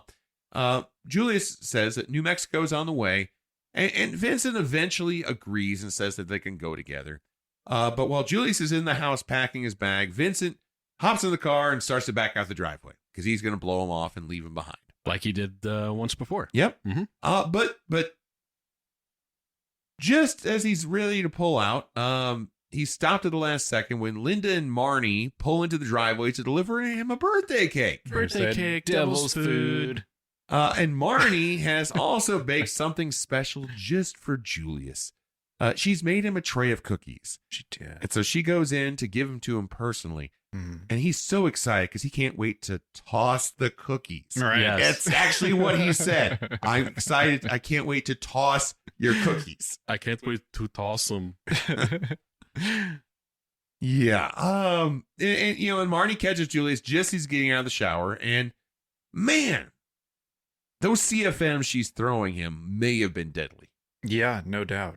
I mean, it was Yeah. so obvious. Yeah, this is peak physical Arnold. Yeah. Uh-huh. Even his muscles had muscles. Yeah. So, yeah, that was pretty impressive. He's a massive dude. I mean, holy smokes. Yeah. He was in all his pectoral glory. They were huge. Mm-hmm. Like, they're the size of my head. It was awesome. Yeah. It's crazy. Yeah. Mr. what was he, a 5-time Mr. Olympia? I don't know, but I know multiple time. Good Yeah. golly. Yeah. He was racked, stacked, and packed. He's a beast of a man, that is for sure. Outside the house, Linda convinces Vincent to take her with them on their road trip. She did. Yeah. So, because Vincent shows her what's in the trunk. Another stretch. Yeah. Vincent shows her what's in the trunk of the car. Another thing you wouldn't normally do. So yeah, there's some gaps here. Because why, number one, would he show her that? Right. Number two, why would she be so excited about it and say, let's go on the trip with you? Number 3, and this comes back to it a little bit later, and I won't give the whole thing away, but there's luggage thrown out of the car. Yeah.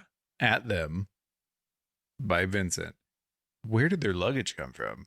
Because she was like, we're coming with you. You had nothing packed. No. You didn't even have a change of underwear. You had the clothes on your back, and that's it. Yeah. And you were like, let's go. And they took off, and then all of a sudden you have luggage later. Yeah. Yeah. I mean, I guess maybe they swung by their apartment so they could pack. I guess so. That could be. Could be. But yeah, so lo and behold, because apparently no one has anything to do for the next few days, they all pile in the Cadillac and head out of town on the cross-country road trip. And so we have Julius, Vincent, Linda, and Marnie all traveling together. And Linda, it's like, says to Julius, "Do you mind if I sit on the front seat with Vincent?" And of course he lets him. And then he goes to the back seat, and there we have Marnie, just looking like a goddamn sex pot. Yep. And so they're on the way. Mm-hmm. Webster gets information about Vincent from David Caruso at the parking garage. Oh, yeah. And so Webster then knows where Vincent lives and goes to the house. And this is where he finds information about where they're going, because Vincent just apparently wrote it down on a piece of paper and tossed it in a trash can, and Webster's found it in the trash. Right. And while he's doing that, the Clean brothers just happen to show up. See, I thought Webster was going to kill Julius the cat. Oh, that would have been And then I messed up. thought we were going to end up in the fuck is that movie? What am I thinking of? Pet Sematary? The Keanu Reeves movie. Oh, where they killed his puppy. John Wick. John Wick, yeah. Fuck, why couldn't I think of John Wick? I don't know. I thought we were going to end up in a John Wick situation. But regardless, he didn't kill the cat. But the cat did give away Vincent's location. Yeah. Because he was eating that piece of paper for some reason. Stupid cat. Yeah. Well, I was digging for food in the trash can. It was eating a napkin. But it knocked over the trash can and out Stupid spilled cat. the crinkled up piece of paper with the $5 million on there. See, this is why you just never get cats. I'd agree with that. Mm-hmm. They will give up your location. So Webster knows where to go. But while he's still in the house, the Clean brothers show up trying to get money from Vincent. And they have a bit of an altercation, resulting in Webster shooting two of them square in the leg before leaving. I love that. Do I look like Vincent? I mean, this is the second example of that Webster dude being cold, calculated, and brutal. And kind of cool. But he also tried to get out of it because he was like, I'm just here to feed the cat. And then I'm on my way. And then they kept pushing, you know. So he shot him. But I feel like there was an inconsistency here. Because why did he kill him?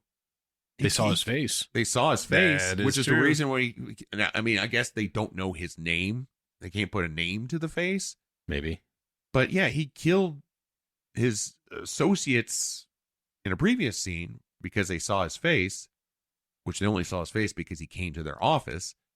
In this case, yeah, 3 ne'er-do-well criminals saw your face. Right.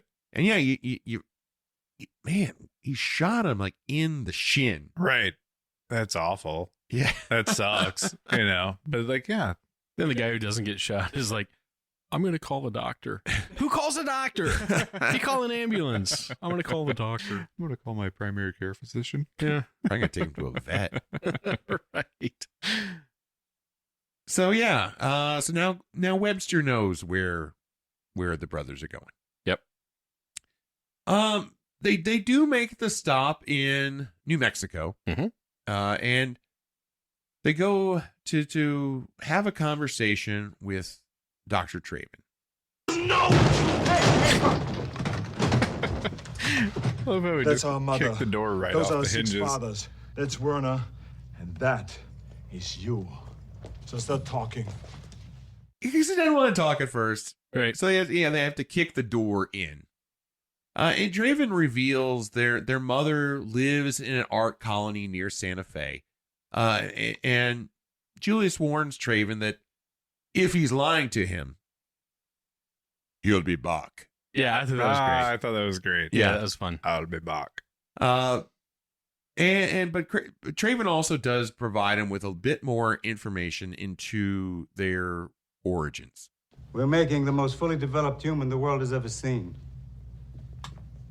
But instead of just one perfect kid, Mom had the 2 of us. Way to go, Mom. Wrong. The embryo did split in two, but it didn't split equally. All the purity and strength went into Julius. All the crap that was left over went into what you see in the mirror every morning. Whoa, you telling me I'm the crap? No, this is not true, Well, wait a Vincent. minute, Julius, I want to hear this. You telling me that I am the leftover crap, that I'm no good? He's wrong. Look at him. You saying that I'm a side effect? Yeah, that's what he told him. Yeah. Vincent. Straight up. Which is another scientific. Yeah. No. If the embryo splits, then you'd be identical. Yeah. Yeah. Mm-hmm. Yeah, I know. The science be damned. Movie. That's right. Yeah, Vincent doesn't take the news that he's the reject very well, but Julius does a really good job at pumping him up. This is my favorite part of the movie. Yeah. Yep. All right. See, Vincent, you're the missing part of my life.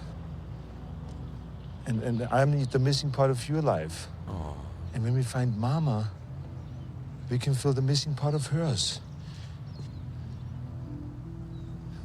We won't be alone anymore. We can be a family. Cue the music. Oh, get the hang. Family? Yes. You mean like with a Christmas tree and Thanksgiving dinner? In a real home, where you'll always be welcome. Always? Even when you've been bad. Oh.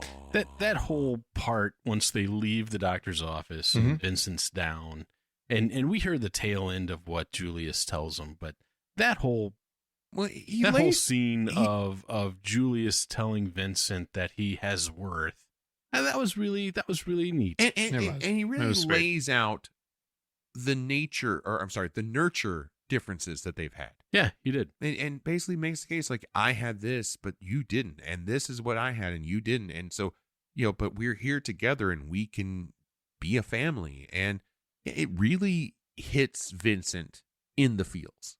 It hit me a little in the feels. Yeah. Yeah. Yeah. I thought Vincent was, when he was like, with the Christmas tree and Thanksgiving, I thought he was going to he was like mocking him and getting ready to make fun of him about it. I was on the fence about that too, because I thought, he was going to be. But the further we get into it, the more it was clear this was a sincere. It was almost like a kid.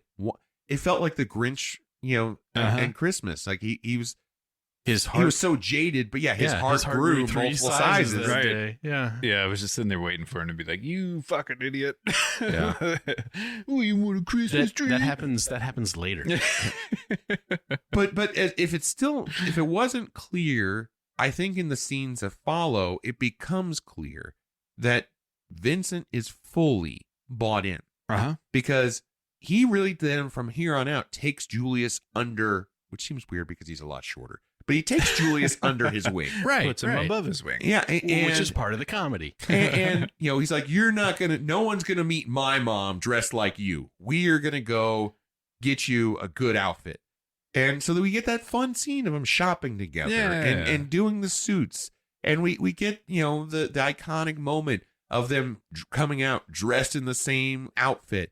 And putting on the sunglasses. And learning how to walk with a hop. Having a bit of a strut. Strutting. And it even carries over into the hotel room where Vincent is giving Julius tips on dating and dancing. Oh, did you notice? I don't know if this was like a mix-up or whatever, but Vincent, when they're doing the dance lessons, Vincent says, "I'll give you a couple pointers." Instead of pointers, it was pointers. I don't know if it was a mix-up they didn't catch or if he just said it that way. But I just said it that way. It was really funny. Pointers.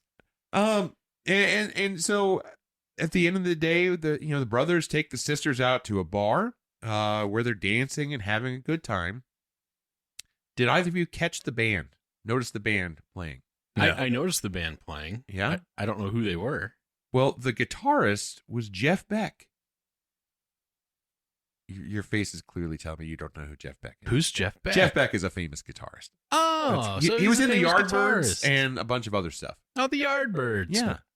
All right. Oh, he was in the Yardbirds and a bunch of other stuff. And Brian. a bunch of other stuff. Duh. Yeah.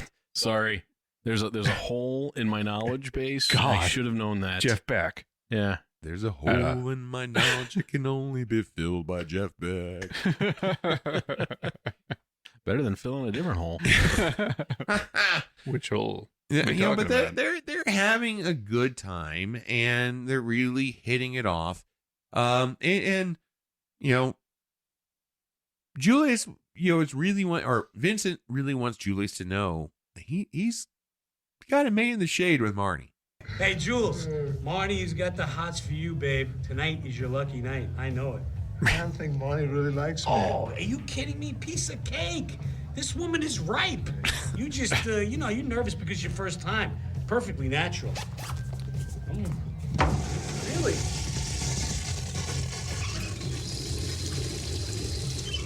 Were you nervous the first time?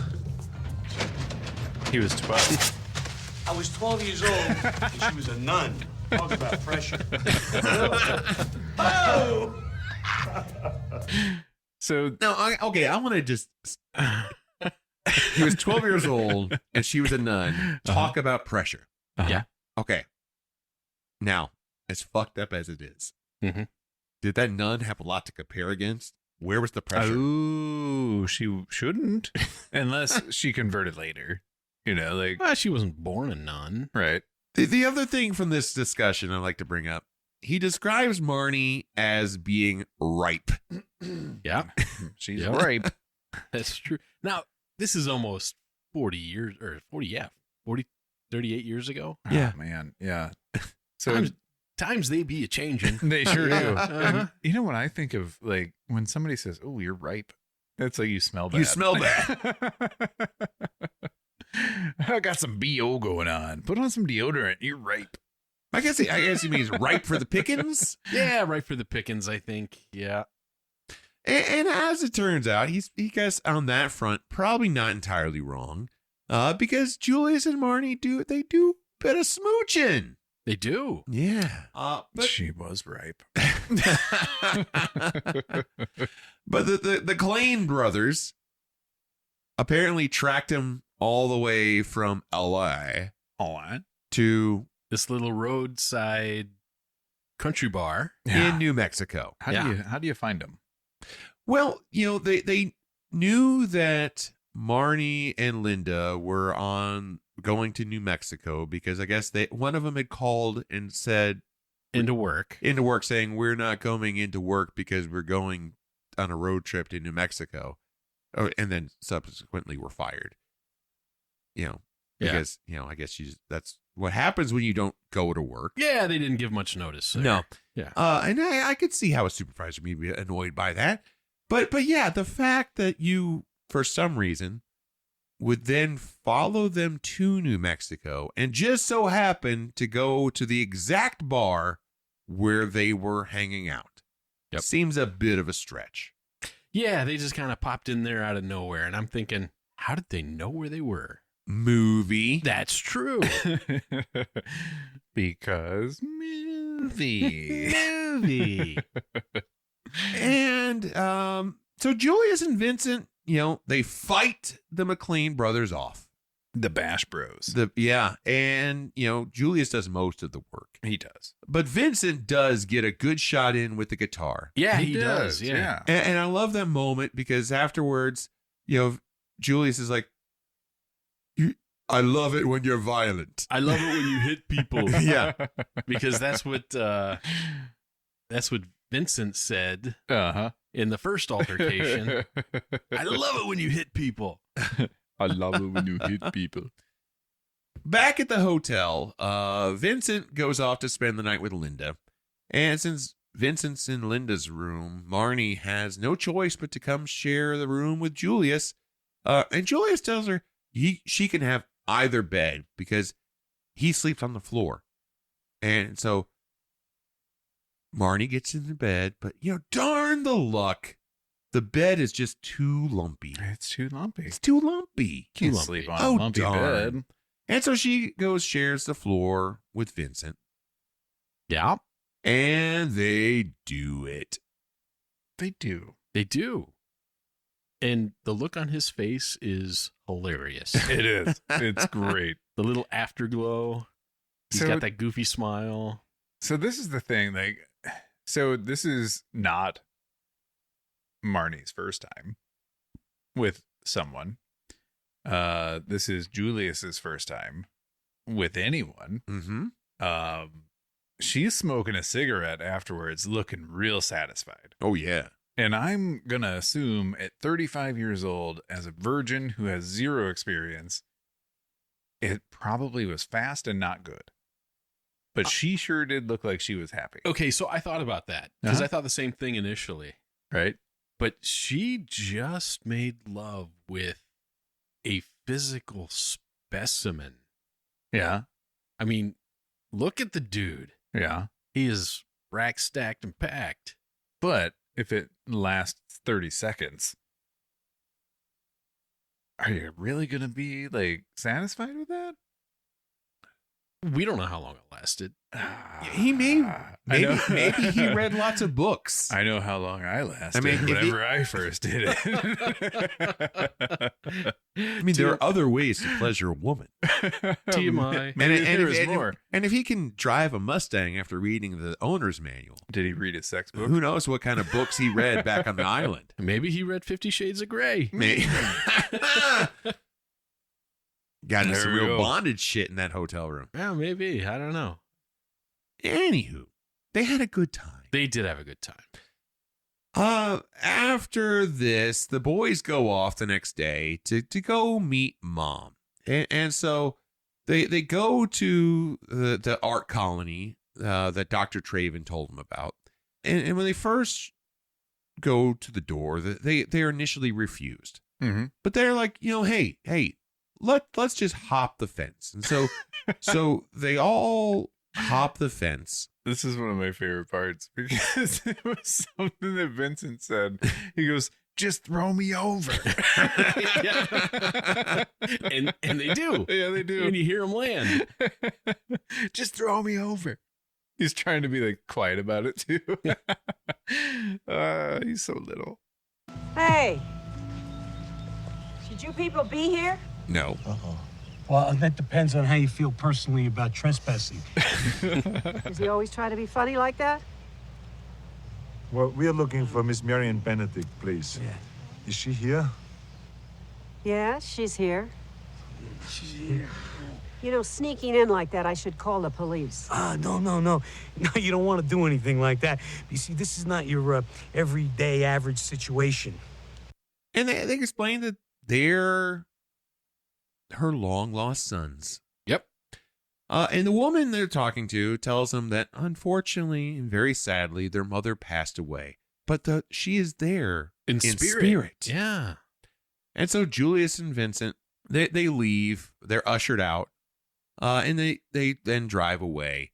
Very dejected. Yeah. Very upset. But as it turns out, the woman they were speaking to was their mother all along. Dun, dun, dun. But she didn't believe it. She thought they were real estate developers. Yeah, land speculators. Right, wanting to take her getting in and buy the property. And it's really cruel because she did have a child who died at birth. Right. So she doesn't know that they exist. She does not. They told so many lies. So many lies. Lying liars that lie about lying stuff. That's hurtful. That's a lot of lying. That is a lot of lying. Yeah. Vincent is angry and bitter, now believing that his mother's dead. And he lashes out at Julius and he lashes out at Linda. And then he's basically, fuck y'all, and tosses all their stuff, all their luggage, including, the girls' baggage. Who knows when they got it, as we previously talked about. Tosses it out of the car, and then leaves on his own to go complete the deal solo. Mm-hmm. Julius has not known about the jet engine parts that have been in the trunk of the car. No, he's about to. Because Linda tells him. Yep. He's like, hey, there's this thing in the car, and now I'm really worried about Vincent's safety. And so Julius leaves on his own to go save Vincent. He flies to Houston, and then he makes his way around town basically by feels alone. By that twin connection. The twin connection. And Julius does something bad. He steals a car. He's just like Vincent now. They're more alike than you think. So he steals this car with a giant longhorns on the front because every car in Texas has to have longhorns on the grill. Well, you can usually find one. I bet. Yeah. and I love that it had revolvers for the door handles. Yeah, that was great. I didn't notice that. That's hilarious. It really fit the stereotype of Houston in 1988 per movie. Oh, man. Vincent delivers the engine to industrialist Beetroot McKinley, and he gets his suitcase full of cash. Mm-hmm. Webster shows up and kills McKinley and his assistant, and then turns his sights on Vincent. Julius arrives in his newly acquired Longhorn mobile, and he then confronts Webster. Don't be nervous. I hate violence. Plus, I never carry a gun. Who are you? Whoa, whoa, whoa, whoa! Whoa, put the gun down. I got the money. Here's your money. Here's your money. Here's your money. Here's the money. You're a goddamn millionaire. You, I am never gonna forgive. Never. Open it. Open it? You were going to get killed. I was trying to distract him so he could escape. I already had escaped. I was halfway to Brazil when I felt you. So a couple things. That suitcase with all the $5 million in it is almost as big as Vincent. It's a big damn suitcase. It's a big suitcase. I mean, it's got $5 million in it. It's cash. So that leads to my next question. Yeah. How much do you think a suitcase with $5 million in it weighs? Well, I guess it depends with the denominations. What do you think those were? Like hundreds? Probably hundreds. Yeah, probably hundos. That's a lot of hundreds. Yeah. Well, let's do some math.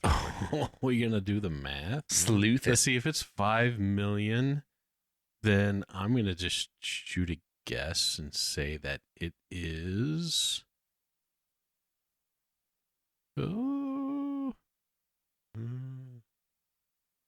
$50,000 $100 bills? $5 million in $100 bills weighs approximately 110 pounds. Yeah. It's about 100 pounds. Holy cow. Okay. Well, I can see why he was struggling to carry that thing up the stairs. Okay. I don't think he could carry it at all. No, he shouldn't be able to. Movie. He's just a little guy. Yeah, I mean, 100 pounds. I mean, yeah, that's pretty heavy. Well, maybe there's $500 bills. What? Are there $500 bills? No. No? So No. What do you got? What's bigger than 100? 1,000. Okay. But they stopped printing $1,000 bills a long time ago. 1988. Well, before that, I think. Okay. So the biggest bill you can get right now is 100? Yeah. Really? Yeah. That sucks.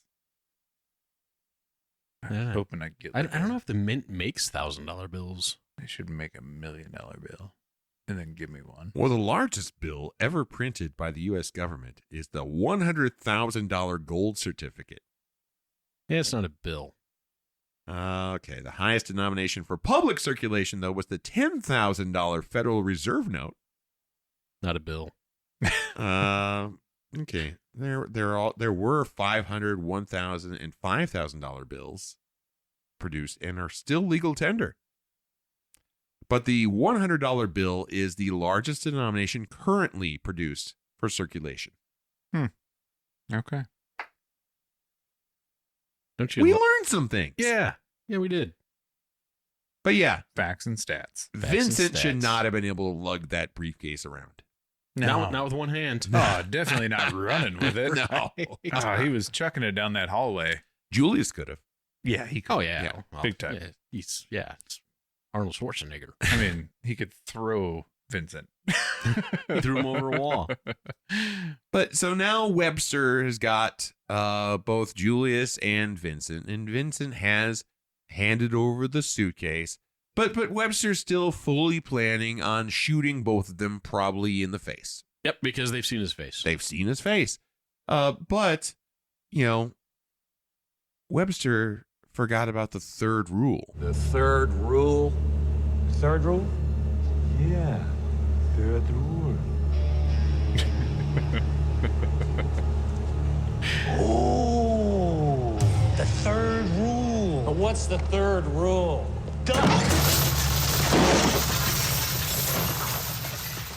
And they drop just a shit ton of chain on top of Webster. That is a lot of chain. And it's all triggered by them pulling one lever. Yeah. Yes. Which they had no way to know would drop a shit ton of chains directly on Webster. They thought it would just drop the pulley. And what? Yo! Yo! Holy schmoly. Yeah, it's a lot of chain, bud. Yeah. And so that we see then the shot of Webster. Well, we don't actually see Webster. We see a pile of heavy duty chains that is taller than Vincent. Oh, it's probably taller than 12 feet high. This thing is huge. Yeah. Yeah. Which makes no goddamn sense at all. It makes no sense. No. But it's funny because the chain just kept coming. Yeah. And coming. And he's buried under this giant mountain of industrial and chain. it's comical in a sense, but this was whatever suspension of disbelief I had in this moment. Like, come on, it's gone. Yeah, I this is dumb. This crossed the line from humor to slapstick. It sure did. Yeah. And there wasn't a ton of the slapstick throughout the movie until this point. Right. And then when it hits you with it, it's like, oh, we're gonna fucking hit you with it. We're gonna drop multiple metric tons of steel chains on top of you. Right.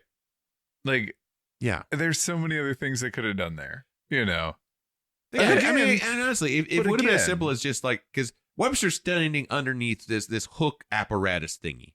Mm-hmm. Now it's I even just the fact they pull a handle and this thing happens seems like dumb luck. Yeah, because who knows what that handle's for? Sure, right? It could have turned the lights off. Yeah. If just a hook would have fallen down and smacked him in the head, I'd been like, okay, that's fine. But yeah, tons of chain dropping from the ceiling onto this guy. Like, why? So are you saying this is the first part of the movie that was really unrealistic? It is the most unreal. I have the ability to waive my suspension of disbelief at a pretty decent clip. Yes. But at this moment, it just got into full absurdity. This was effusive. Yes, I agree. This was a lot. This was too much. Yeah. It was too much. And I liked the entirety of this movie up until this point. Yeah, I didn't like that point either. Yeah. I think I am kind of in line with your thing. Mm-hmm. I'm not huge on the slapstick. Right. Unless you're going to do it the entire way. Like, if you're going to go in, go all in. If you're going to say we're doing slapstick, then make it from beginning to end. Because then I can expect it. But there was none until this point. And what made it worse was Vincent's face watching the chain come down. It's like he up was and down. Like his head was bobbing up and down and up and down and up and down as he was following the chain. It was open, so like, cartoonish. It was awful. And again, another part, like we talked about earlier, they didn't need Webster. No. So if the Webster storyline wasn't in there, neither would this part. Right. And we wouldn't miss any of it. No, but this moment, this altercation between Webster and the twins, is the only point their paths directly intersect. Everything, and so like they had to shoot this with them all together, but everything else could have been done with second unit photography, and just added in. Yeah. And so this one scene was the only, and it's like, again, it really feels like his whole plot line just feels like someone from the studio said, we need a villain. We need something bigger. We need something they're against. And so they just wedged it in. Even though they already had 2 other villains. Yeah. Or 2 other sets of villains. Yeah, like I said before, I think it was just, we need a reason for them to leave LA. And I almost feel like... And the mom quest would have been enough. The mom quest is why they, I think, initially probably left LA. This whole jet engine thing combined with the Webster showdown feels like it was wedged in when it didn't need to be there. Mm-hmm. Yeah, I kind of see that. I believe that. And I almost feel like this slapstick ending, because it has totally does not match with anything else. Right. It really almost feels to me like a fuck you. Like, you made me do this. You made me cram this stupid part into the movie. So I'm going to do this. So you suck on this, studio. Oh my God. Or someone was like, you know what would be a great idea is if you dropped 1,000 tons of chain on the guy. And he's like, all right, fine. Wait, guys, listen. What if we hit, like, the pulley comes down and hits him on the head, and they're like, oh, perfect. That's all we need. They're like, wait. What if? You know, it would be really funny. The rest of the chain starts coming down, but then the chain just doesn't stop coming down. It's almost like that idea was born at the end of the night after all the beer had been drank. Yeah. Exactly. Oh, you know, kind of like some of our podcasts. It's almost like they were sitting around listening to Metallica, drinking a lot of beer, and someone said, yo, what'd be really funny is if the guy died with lots of heavy metal. What's heavy metal? Chains. That works. They'll do it. Print it. Yeah. Sold. Moving on. Next song. Yeah. I think we can all agree that this scene in the movie was not done right. No. And didn't need to be there at all. No. Mm-hmm. But back in LA, Julius and Vincent have fully reconciled, and they've returned the stolen engine and most of the money to the authorities. Though it is revealed that Julius may have kept a little bit for himself. Good night, Mr. Benedicts. Good night. Good night. Benedicts. Well, that's it. The last check is written. What do we have left out of the $50,000 reward? Well, after we've paid off all our debts, we have exactly $12,278. $12,278. That's terrible. That's terrible. Oh, you're just upset because I made you return that suitcase. Oh, the money. You mean the $4 million? Oh. $4 million. I mean, just say it. Say it. Is it $4 million? It's a lot of money, Jules. Vincent, I'm very proud of you. Well, yeah, I'm kind of proud of myself. The 4 million. Yeah, 4 million. Not 5. Yeah. The 4. Yeah, I'd skim it too. I would. I'm with you. I was gonna ask. Would you put a little bit in your pocket? I would have took more than one. Hell yeah. Yeah. Because, all right, this guy, even if you're turning the suitcase over, right? Mm-hmm. Like, you're caught, you're busted. Yeah. This guy's not going to sit there and count it. Well, and I don't know, who are you returning it to anyway? Because this $5 million was paid out by Beetroot McKinley, who is a private industrialist who is now dead. This wasn't like it was taxpayer money. There's no way to confirm how much money there was. Now, the jet engine, or part or wherever, I don't know where that came from. Okay, fine. I get returning that to whoever. But why would you return the money? But yeah, who are you returning the money to? Right. I wouldn't and return why? any. Well, the money is part of the story. When they return the engine, they talk to the authorities. They're like, this is the scenario. This is what happened. You have to have the money in there because it's part of the story. But you don't have to have the amount of the money as part of that story. I think I'm taking more than $1 million. Yeah. I'm probably going to leave $1 million. That sounds about right to me. I'm going to take the 4. Yeah.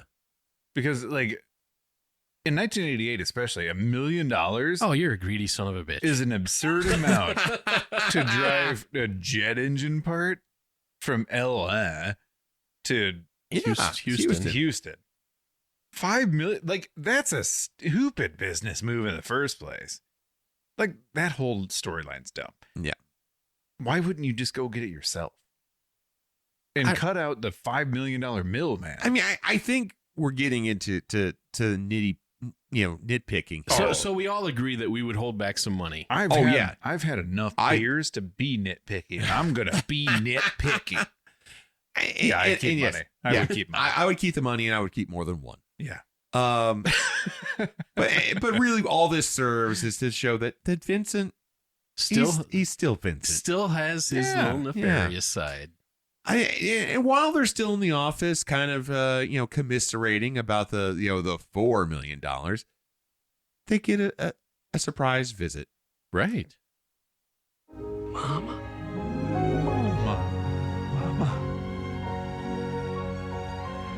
Mama. Oh, Mama.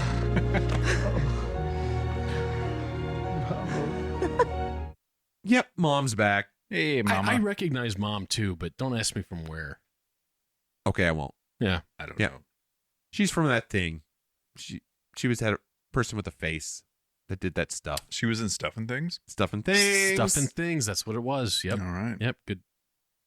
And if there weren't enough family, we come to a close with the scene at the carousel where Mom and Linda and Marnie are all together as both Julius and Vincent come walking up, each of them pushing their own stroller, each with a set of twins. Right. The twins had twins. The twins had twins. They laugh, they smile. It's a big, happy family. And that's the movie. That's the movie. That is the movie. That is the movie. It's the movie. That's it. That's the end of the movie. Yep. Fine. Well, now that we've talked about the movie. Yep. Beer time. It's time to talk about beer number 3. Beer number 3. Beer number 3 is one that I brought to the table this evening. This is from Ineffable Brewing, somewhere in the vicinity of Minneapolis, Minnesota, where I just happened to spend an evening drinking beer a few weeks ago. Tried pretty much everything on their portfolio. Pleasantly surprised with almost all of it. And this what we have right now is their Deja Brew, their white stout. And I found to be absolutely delightful. How does this relate to the movie? Well, it's Deja Brew, similar to Deja Vu, as if you've had this experience. And I feel like the twins. Like the twins. Yeah, okay. Yeah. Very good. Very good. So that's my connection. I like it. What do you guys think about the beer? I bet this was amazing out of a tap. That's exactly my thought, too. Because this was exceedingly good out of the tap. Now, I will also say I drank a lot of beer that night. I drank everything on their portfolio. And so maybe, who knows what leads into what and how flavors combine. But while I was there, I thought, oh my God, this is so good. I've got to get some crowlers to bring back to Justin and Brian. Mm-hmm. And I will say, drinking the crowler right now, I don't know why I thought that. So I didn't want to hurt your feelings. Oh, you're not. It took me about maybe my 6th or so drink to finally get the stout part. The first drinks that I had were like I didn't even want to swallow. Yeah. But it's gotten better. But I don't know. I can't put my finger on it. It's not. I would love to have this in person. Yeah. I would love to have it on tap in a flight glass, maybe. Instead of a 750 milliliter. Yeah. Yeah. I mean, so When I was there, big it fucking wasn't can. a very busy night. And so I paid for 2 flights. And then on top of it, I built up such rapport with the bartender, who was a delightful gentleman, that everything else I had not paid for, he just let me sample and try. And I was even impressed by a few sours, which I don't normally imbibe. Ew. I know, but they had a few. Again, I was there and I'd already drank quite a bit of beer, so maybe I will. If I went there tomorrow, maybe I wouldn't feel the same way. That is an appropriate disclaimer. Yeah, that is appropriate. Now I will say, Ineffable Brewing, kudos to you for opening during COVID. Holy shit! Established 2020. Yeah, that is crazy. Oh, that took some guts. They opened in COVID and are still open. Yeah, that's nice. That is cray. So I'm with you on my first poll. Was not good. I think we shared a look. We did share a look that we tried to hide. Yeah, that's when I said my nose was running. But now that I'm a third of the way through it, it's better. Well, you got about 40 ounces to go. I do. Being a white stout, it took me a while to get some of the stoutiness from it. And I still don't get a whole lot of the stoutiness. I'm a little bit. I feel like maybe there may have been a slight bait and switch here, or again, maybe it was just what I drank, the combination of flavors on my palate that night. When I tried it there, I really remembered the coffee flavor being much more distinct. It's not bad. It's not a bad. No, it's not terrible. But well, I think it's because we're drinking it out of the can, the crowler. Yeah. When I put my nose up to the hole and smell, it's got a great aroma. It's got a good smell. And I get the coffee notes. I get that. And I think with a glass, maybe I would get the full effect and all the aroma coming through instead of drinking it from a can. The can just tickled my mustache. Can you trust a crowler? How do you mean? That's a great question. Like, this is one of those that they have the little machine. Yeah. That they fill up. And, right. They seamed it right there. Yeah. And the problem you always have with those is because a lot of places, they pour them out of the tap. Yeah. And they don't add additional carbonation in there like you would in a bottle or in a bottling line. Right. And so, yeah, you can get almost like a flattening within the can. And so maybe because it's been sitting in the fridge for a couple weeks, maybe it's different effect too. But yeah, I don't know. But thank you for sharing, and thank you for thinking of us when you were on your beer tour up there. I that wish, was nice. I think you would have enjoyed it there. I think we should just take a field trip at some point. Let's just hop in the car right now. I mean, it's only 8.5 hours away. That's not that bad. Yeah, maybe we do an on-location podcast next time. Maybe we go up there and do that. I will say I told the bartender about our podcast. Nice. And he was very interested. Shit, he's going to listen to this. Maybe we do the movie Fargo. And we go up and, hit the north side of the states. Yeah, go up to Minnesota. Minnesota. Hey, we could reach out to Joe. We could. Hey, Minnesota Joe. That's right, friend of the show. Joe could take us out and do some things. I bet he could. All right. Well, if you guys could wave your magic wand and change one thing about this movie, what would you do to make Twins a better film? Mine is not a major change. Okay.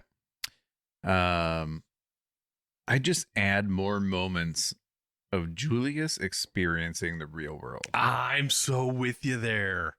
So, yeah. I thought those culture shock moments were the funniest parts of the movie. And I would love to see more of those, like just experiencing more things. And there were a lot of quick moments they didn't draw a lot of attention to.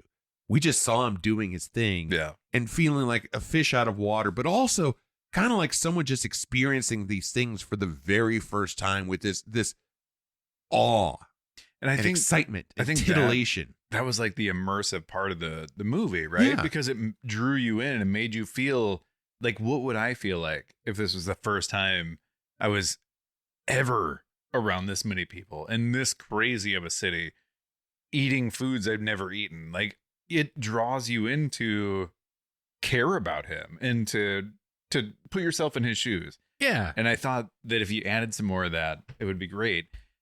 Now, the more we've talked about it, you know, the Webster character, they could cut that whole part out. Yeah. And it leaves you plenty of room to have these experiences, you know, and like deepen that storyline. Well, and that ties in with my suggestion. Dump Webster.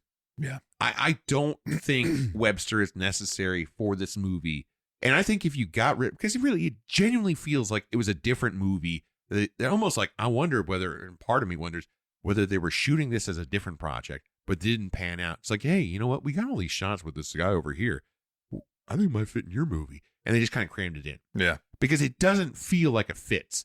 And I fully agree. I think if we get rid of Webster, it opens up space for better moments. I like it. I would have added a montage or two.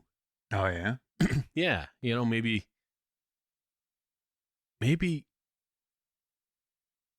Julie's going to the beach. Maybe Venice Beach and working out with the guys on Venice Beach at the famous workout place there. Yeah. That'd be kind of fun. Or even, I think, when they were doing their suit shopping. Yeah. There have been so many movies that have, Pretty Woman had the montage of the shopping and trying on different outfits. Yeah. That was a missed opportunity. How many fun things could we have seen Vincent and Julius come out dressed as? Oh, absolutely. You know, Bermuda shorts. Sure. You know, a lot of 80s style stuff, punk rock. Yeah, there's a lot of things that they could have done. And I agree. Getting rid of the Webster storyline, the whole jet engine, $5 million, it really didn't need to be there. Because the heart of the movie was them finding their family. Yeah. And that was the heartbeat. Everything else around that was the innocence of Julius interacting with the non-innocent world and a very non-innocent Vincent. Right. And that contrast is where the humor was. And I would have liked to have seen more of that. I think you're right. You guys hit the nail on the head. Missed opportunities there for more of the good stuff. Yeah. Right. He was sweet and innocent. Yeah. Let's have Naive more of that. And cute. More doing nuns. He was a cute giant. He was. And we needed he was more a gentle cute giant. He was a very naive giant. And yeah, that interplay in those moments were the best parts of the movie. Yeah. I liked it. Okay. Well, you guys ready for something a little bit different?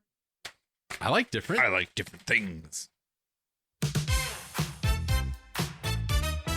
This is a new song. Yeah, it is. Mind the gap. Mind the gap. Mind the gap.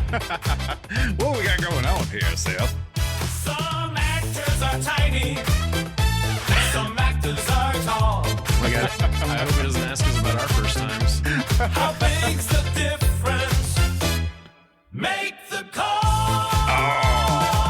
Mind the gap. Oh, yeah. So this game is a simple one, gents. I'm going to present each of you with a set of actors who share the silver screen. And you have to tell me if the height gap between them was larger or smaller than the height gap between Arnold Schwarzenegger and Danny DeVito. Oh, how fun. When the game is done, one of you will be the winner. The other clearly forgot the third rule in a crisis situation. Oh, no, I forgot already. Yep, the lever. All right. Let's start this thing off with Justin. All right. From Star Wars. Okay. Anthony Daniels and Kenny Baker, who played C-3PO and R2-D2. Okay. Is the height gap between these two actors larger or smaller than the height gap between Arnold Schwarzenegger and Danny DeVito? So I'm gonna go smaller because I think that C-3PO was shorter than Julius. What? No, the height gap was bigger. How? Well, the height gap between Arnold Schwarzenegger and Danny DeVito was 16 inches. What?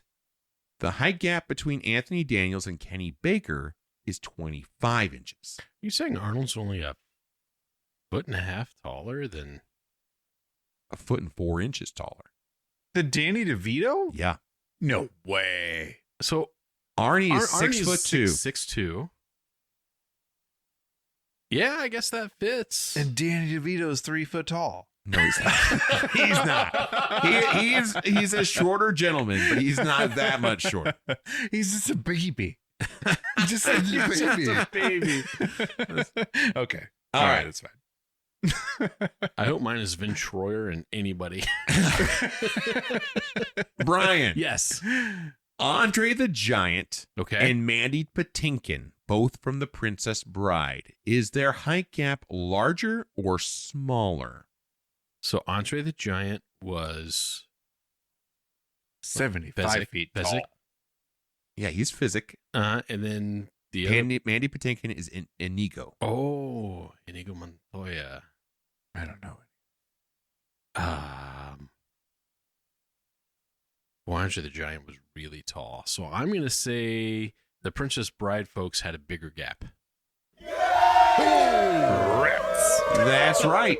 Andre the Giant was 7'4". Mandy Patinkin was only 5'11", which means there's a height gap of 17 inches. Ooh, made it by an inch. That was close. Yeah. That was close. Thanks. Yeah. All right, Justin. Yeah. Michael J. Fox and Christopher Lloyd from Back to the Future. Was their height gap larger or smaller? Smaller.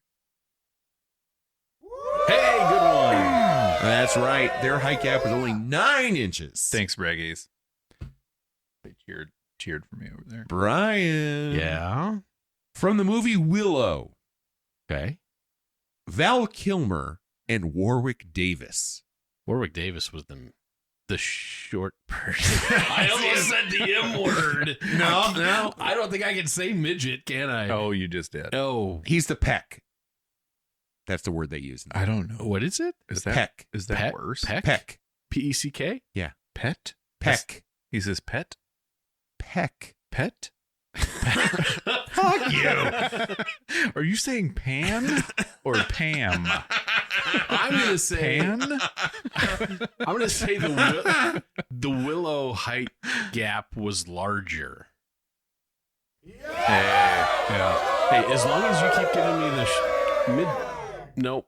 See, Peck. what's fucked up is you got a little person. Yeah, that's awesome. That's an easy one. So Val Kilmer was 6 foot even. Warwick Davis 3'6", which means there's a height gap of 30 inches. See, that's messed up. Almost double. Because Danny DeVito is 3 or 6 inches shorter than that Willow guy. Okay. Well. All right, Justin. All right, you're up, Justin. From the movie Moonraker. Didn't see it. Roger Moore. Don't know him. Oh, yeah, you do. Roger Moore? No. He was 007. He was a 007. Yeah, Okay. no. Okay. All right. And Richard Keel. Oh, is he the... wait. Is that the plane guy? The plane. No. No? No. Okay. I believe he plays Jaws. He's like a really tall guy. I don't know. Oh, I'm going to go smaller. Oh, hey, way to go! Grand guess. Yeah, their height gap was 13 inches. This game is hard for me because I don't know things. All right, Brian. Yeah. From the movie Wedding Crashers. Okay. Vince Vaughn Okay. and Isla Fisher. Is their height gap larger or smaller? See, this is one I do know.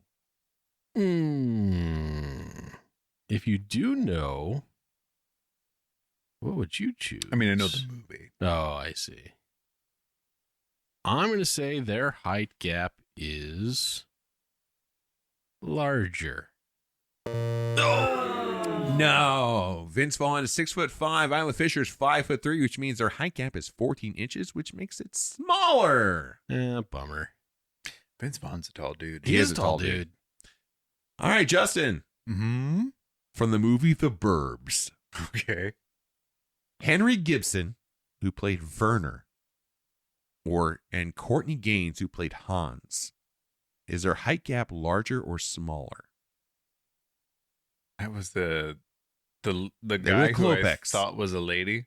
No. It was the weird kid on the porch. Right, Hans. Yeah, and Werner was the surgeon.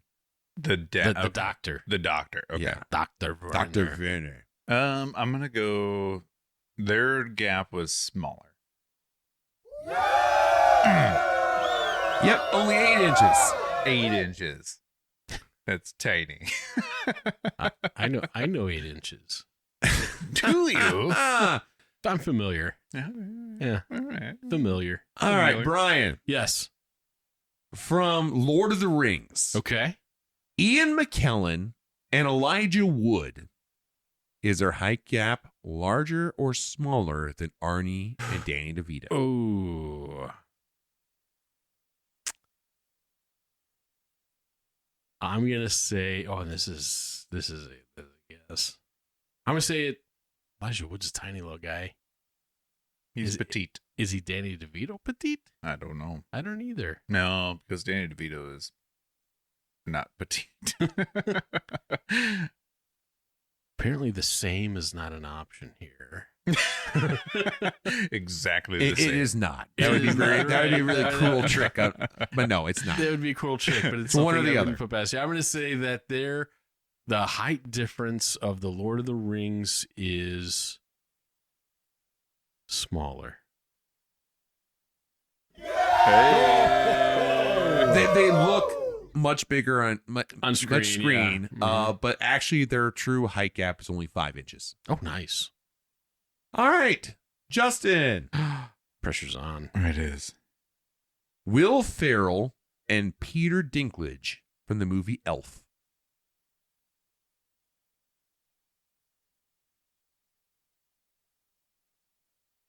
Larger. That's not fair. You keep getting all the small people. You got the first one.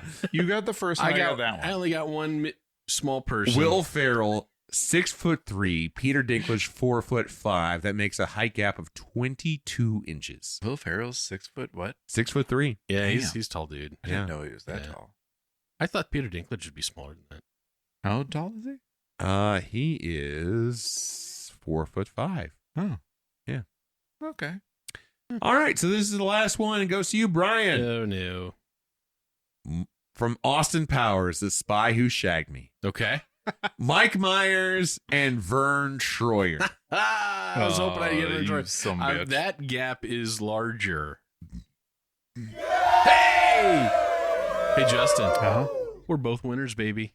We tied. You're tied. We're both winners. We tied. Is there a tiebreaker? There is a tiebreaker. Oh, Shit. no. Damn it, we didn't. All both right. win. Among all the actors mentioned in this game, what is the height difference between the tallest and the shortest? Tallest and the short. Are we going in inches? Yes.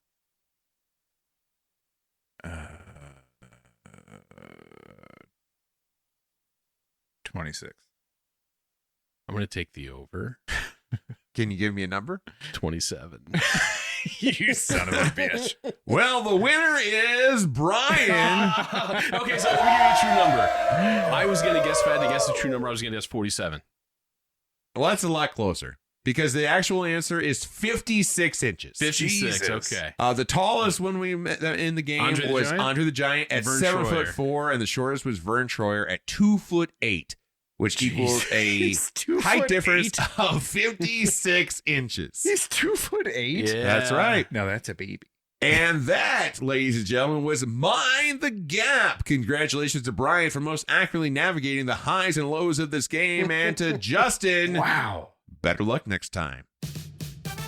Congratulations. Oh, thank you. Yeah, that was a tough one. I need to stop going first on tiebreakers because you Yes. always just choose one above or one below me. You know, it's like on Price is Right. I'm going $1. $1, Bob.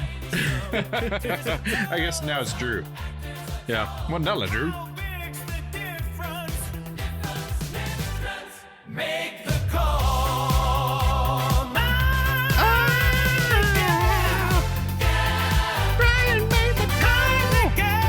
Yeah, I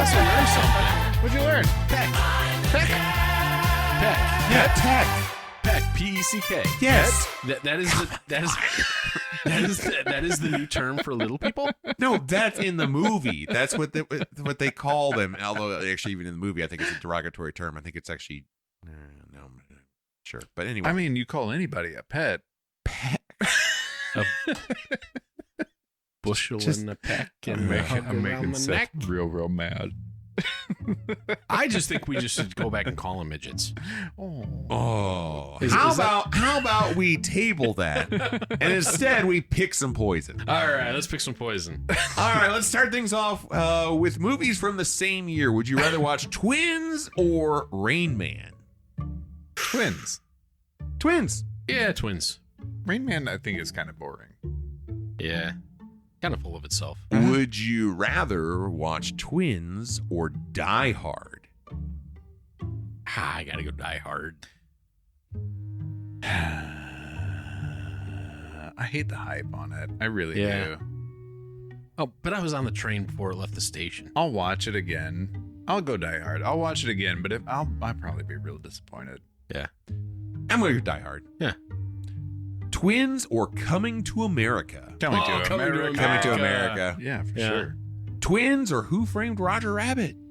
Not a big Who Framed fan. I'm gonna go Twins. God, it's been probably. I do think the chain scene would have been a great fit in Who Framed Roger Rabbit. You are correct. Yeah. You are correct. I think I'd watch Who Framed Roger Rabbit because I haven't seen it in forever. I'm going to go Twins. Prepare to be disappointed. I watching probably it will. again. But that's Yeah. fine. I Lots feel of like we movies can't that get we it. watch that I get disappointed in. I feel like we can't have an episode and not this movie not come up. Would you rather watch Twins or Beetlejuice?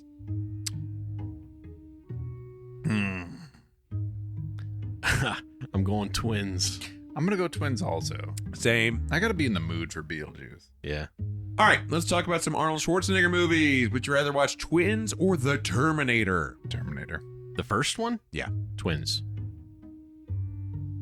The first one's pretty sci-fi heavy, which I'm into, so I'm going to go Terminator. All right. Twins or Predator? Ooh. I haven't seen Predator in a very long time. I'm gonna go Predator. I'm gonna go Predator as well, but only because of Carl Weathers?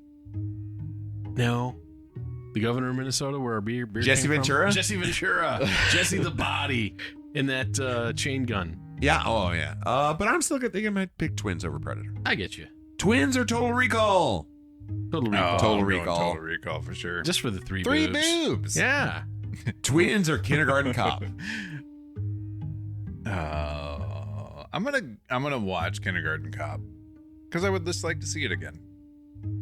I saw it not that long ago. I think I'll pick Twins. Yeah. Yeah. Yeah, I Alright. think I'll go Twins too. All right. All right, let's talk about some Danny DeVito movies. Oh, all right. Twins or Batman Returns? Twins. Twins. Yeah. Uh-huh. Twins or Throw Mama from the Train? Oh, I'll go through Mama. Yeah, I'll go Twins. I haven't I'm going seen it. Twins. I haven't seen it in so long. I want to see it again. Is that the one with Mrs. Fratelli from Goonies? Yep. The Yeah. dishes are done, man. They just shot him with a shotgun. No, that's not Throw Mama from the Train. What is that? That's Don't Tell Mom the Babysitter's Dead. Oh, I mean, kind of the same thing. That's a different Mama movie. Those are long titles. Easy to get confused. Oh my God. It's crazy you knew that just from that one line. Well, of course I know from that line. That's a line that was like permeates pop culture. Well, I'm not good at pop culture. You know this. That's true. Twins or Romancing the Stone? I'm going Romancing the Stone. I'll go Romancing. I mean, rom-com, right? Yeah. Mm-hmm. I'm going to break You talk every a big bone in game. your body. Later. Twins or Matilda? Matilda was a good movie. Matilda was a good movie. It wasn't bad. How hot was that teacher? Yeah. Mrs. Honey? Miss Trunbull. Miss Honey. Trumbull? I'll watch Matilda again. I think I'll pick Twins over it. Yeah, I think I'll go Twins over All right. Matilda. I'll watch some Matilda. All right, let's talk about a few movies with some odd couple kind of energy. Would you rather watch Twins or Planes, Trains, and Automobiles? Planes, Trains, Trains. and automobiles. Same. Twins or Rush Hour? I'm sorry. Can't you understand the words that are coming out of my mouth? Twins. Yeah, I'm gonna go Twins. Rush Hour gets annoying after the first 10 minutes. It sure does. Twins or The Other Guys? That's with Will Ferrell and Mark Wahlberg, where they're cops. That was pretty funny. I thought it was clever. I'm going to go with The Other Guys. Yeah, I'll go with The Other Guys. And just a few more science gone weird kind of movies. Twins versus Junior. Twins. Yeah, I'm not going to watch Junior. Twins or Back to the Future? Back to the Future. Same. Or Twins versus Weird Science? I'd probably go back to Weird Science just for another visit. You know, I think my revisit of Weird Science is going to be bad. So I'm going to go Twins. It might be. Oh, man. It's the battle of the Kellys. Kelly LeBrock or Kelly Preston? Right. I'm going to go Kelly LeBrock. Okay. Weird Science. Yeah. And with that, we've picked our poison. Nice. Picked it.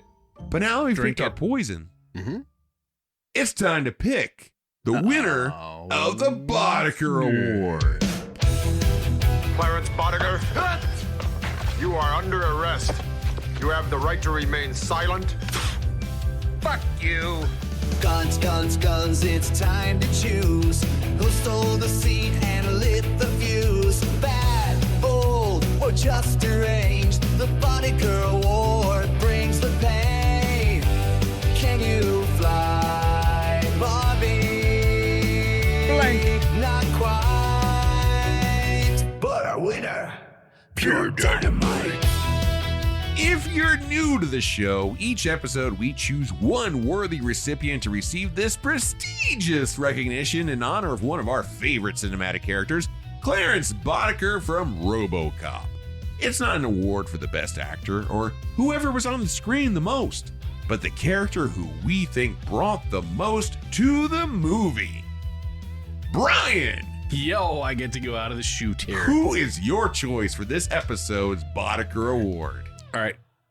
My third choice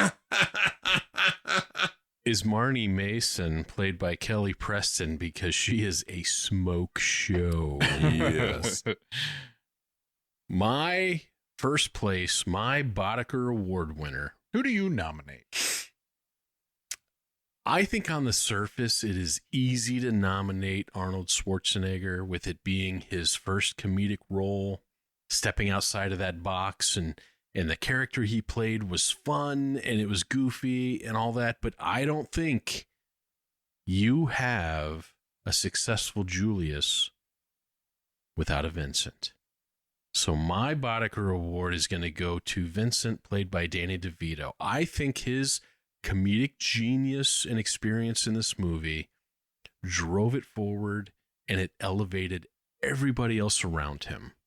So he's going to be my Boddicker. Okay. Vincent. Vincent was originally my first choice. Yeah. And then I switched it to Julius. Okay. Do tell. And man, I like where you went. Without Vincent, Julius isn't as funny. But I really like Julius's innocence and his naivety. And I can totally agree with you there. I know where you're coming from. He's sweet and kind, but he can also kick some ass. Right. You know, he was funny. I think he was the character that I had the most fun watching. Okay. And so that's where I landed with Julius. And that's kind of the definition of the Boddicker. Mm-hmm. So if that's who you enjoyed watching the most, I totally get it. Yeah.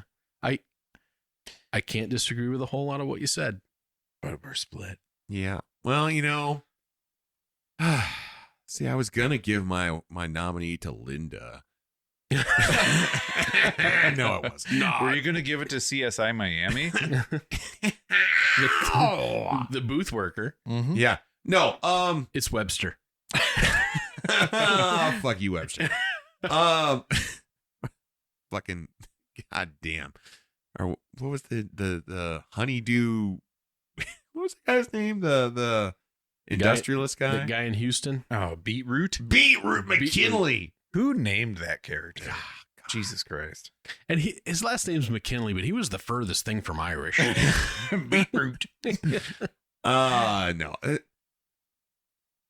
Both are good choices. I agree. But to me, I'm going to side with you, Brian, because while you could definitely make the argument that Julius is the premise of the movie, Vincent, to me, is the movie. Okay. Without him, Twins is just a 2-hour documentary about a polite Austrian man discovering Los Angeles. Vincent, I mean, he's broke, he's shady, he's fast-talking, and perpetually one bad decision away from disaster. But really, that is what makes him fun to watch. And the contrast between the two is magic. And without Vincent, we have no contrast. We just have a golden doodle who just discovered hugs, which is great for a while. But Vincent makes that palpable. It's kind of like a beer that you have to have balance. Sure. And you know, you need the hops to balance out the barley. And to me, Vincent is a delightful amount of hops. Okay. Now, I will say, if you're looking for balance, if you only had Vincent. Yeah. I know. I understand. I understand. You know what I mean? I get where you're coming from, and maybe I didn't argue it properly. But you need the balance. It takes two to tango. You need them both. But you know me, and I like my hops. So, with that, 2-1, Vincent is the winner of this episode's Boddicker Award. Good job, Vincent. Bitches leave. Well, now that we've picked our favorite character, let's take a moment and pick our favorite beer of the episode. Guys, got any strong feelings on this one?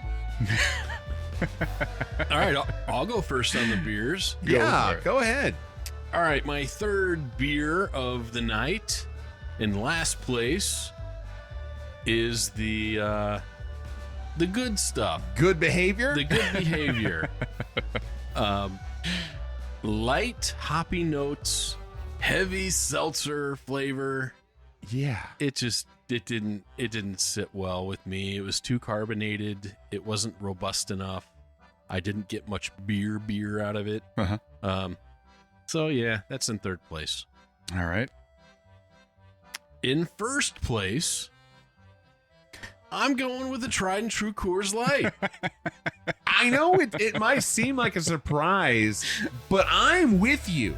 Oh, wow, yeah. I feel disappointed by myself because I really thought I was bringing a strong beer to the table tonight. Mm-hmm.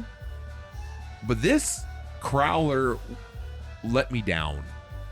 And of the remaining options, Coors Light was the best beer of the night for me. It was the best beer of the night for me, too. I think the Crowler is what doomed your selection, Yeah, Seth. probably. I think out of the tap, this beer is probably amazing. You know, sitting in the Crowler, being in a can, it doesn't do it justice. But yeah, the tried and true old guard of the Coors Light, I think, wins the night for us. I find this so funny because when I do win, it's always the best of the worst. But I'm right there with you. All right. So, Coors Light was our favorite beer of the episode. Congratulations, Justin. You brought the best beer of the night. It's not going to do well in a bracket challenge, but that's fine. It has its place, though. It does. You know? It does. All right. So now that we've got that covered, what do you guys say we move on to some final thoughts and beer scores? Let's do it. All right. All right. Who wants to kick it off? Justin, why don't you kick us off tonight? All right. So Twins was a genuinely fun watch. I found myself giggling at a lot of different moments throughout the movie. Of course, being a film from the late 80s, there's plenty to pick on. The story isn't remotely believable and it's full of plot holes, but honestly, I didn't mind them one bit because I was just enjoying the ride. From a technical standpoint, the lighting choices were a little odd in places, some of the night scenes, and I don't know if you guys noticed this or not, they looked like they were shot under black light because anything white in the frame was glowing. The camera work wasn't anything extraordinary, but it also wasn't distracting either. The acting was fine, but Danny and Arnold really stole the show. Most of the other characters and performances kind of fade into the background compared to those two. In the end, Twins is kind of like Julius and Vincent themselves, a weird combination that somehow works. I would absolutely watch Twins again if it come.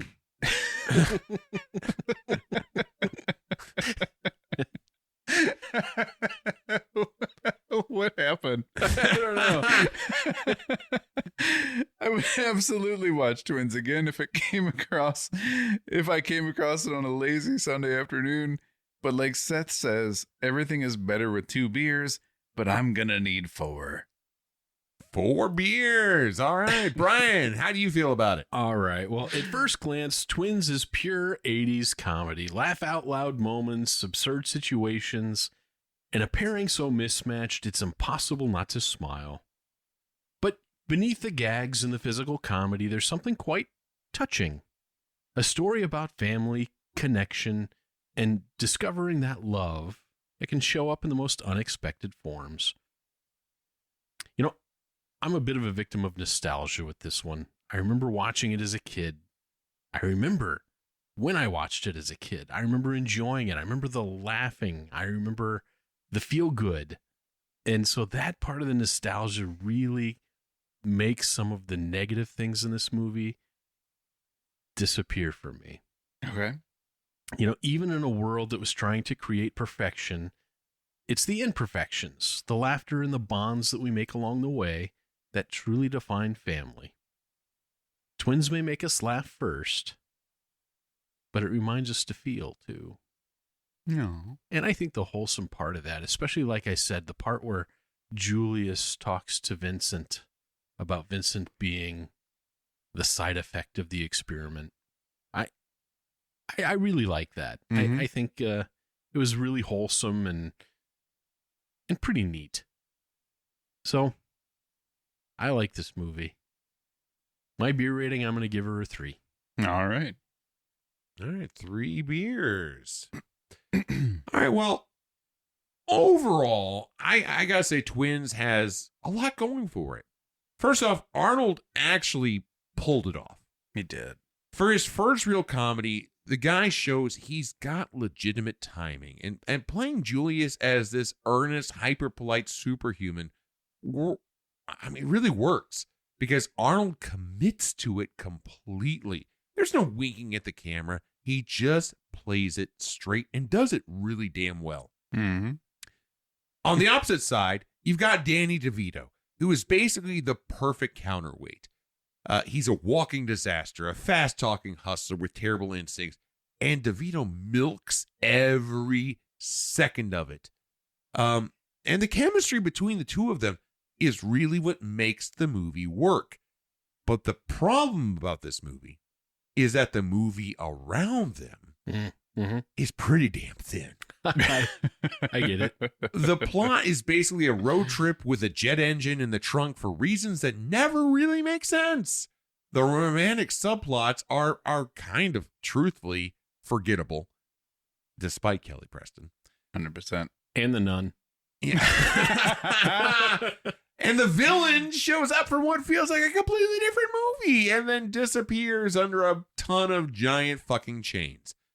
It's one of those movies where you can tell they started with a great premise and then built the rest of the movie afterwards.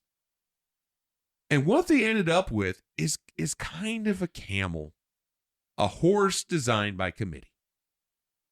It's not a bad movie at all. I will definitely watch it again because the leads do carry it and there are plenty of funny moments, but they'd be a lot funnier with 4 beers in my belly. All right. Yeah. 443. 443. 443. And for those who are, care about such things, That gives it an average score of 3.67, which puts it tied for 5th in our movies we've watched to date with The Burbs. Okay. Hey. And Fire in the Sky. All right. All of these movies are a third of a beer behind Pretty Woman Mm-hmm. and a third of a beer ahead of Uncle Buck. Not too shabby. No. Yeah, I think that's a pretty good spot for it. Right. Hey, thanks guys for watching this movie and talking about this one. This one meant something to me as a kid. Well, thanks for bringing it to the table. It was really fun to go back and see it again. It was a fun rewatch. It was. And I wasn't as disappointed as I was afraid it might be. You know what? I will say it was a fun first watch. Cool. Well, hey guys, what if they wanted to make a sequel to snap. Twins? Okay. And they're like, hey, regular guys, Mm-hmm. what should this movie be? Justin, you had the best beer of the night. Why don't you kick off our brainstorming session? You know what I would say to those guys? Yeah. I'd say, hey guys. Yeah. I got something for you. Oh yeah, tell them all about it. It turns out the experiment didn't produce twins. Oh no. It produced triplets. Whoa! There's a +1. So now Julius and Vincent have to track down their third brother. Oh man. Maybe sister. Oh, We don't know. yeah, maybe, We don't know. maybe. Oh, maybe. Yeah. Only to discover he or she inherited all of the worst personality traits. Oh, so they're a dick. This could very well be sociopath, psychopath, serial killer. Oh man. We don't know. Yeah. But we will find out. We'll find out. Well, I guess that's what the movie is for. So it's interesting that you go in that direction because there was an actual sequel to this movie pitched. No way. Yeah, yeah. Was it really? There was. Triplets? And it was triplets. Oh my gosh. I mean, it seems like the obvious choice. And do you know who was cast as the third? Who? Eddie Murphy. No. Yep. Why? So the third was going to be Eddie Murphy. Well, I guess, it makes sense. You gotta have tall, you gotta have small, you gotta have black. You know? We're covering all the bases here. So, but I always wondered if the setting would be maybe, I don't know, in the ghetto? and so it's a situation that Vincent isn't familiar with. Uh-huh. And of course, Julius's, naivete, he wouldn't be familiar with it either. Right. So I don't know what direction they were going to go with that, but that's the direction the sequel was going to. They had it casted and everything. They just never did it. All right. I'm going to say let's take this a totally, let's take the premise we've been working on, but I really want to make this a fully fish out of water. They find their black brother in Hong Kong. Wow. Okay. Yeah. All right. I don't know why. I just think it would be funny. Like, there's gonna be some kind of Yakuza, mafia. Oh kind yeah, of there thing has going to be. on. Yeah. Let's say he is like a action hero. Well, no, because you're right, sociopath. Uh-huh. You're right. To go back to your plot, he's got to be a sociopath. So he's a serial killer in Hong Kong. All right. Connected with the Yakuza or some form of organized crime. Yeah. He's like their hitman. Right. Yeah. Yeah. And he's just killing people all over the place. And so they need to stop them from the killings? I think they just need to show them what family is, so he stops on his own. That's yeah. all he needs is family. He just needs family. Right. Family solves it all. Yeah. You need a Christmas tree and a Thanksgiving dinner. They need, though, another Mason sister. Another what? Another Mason sister.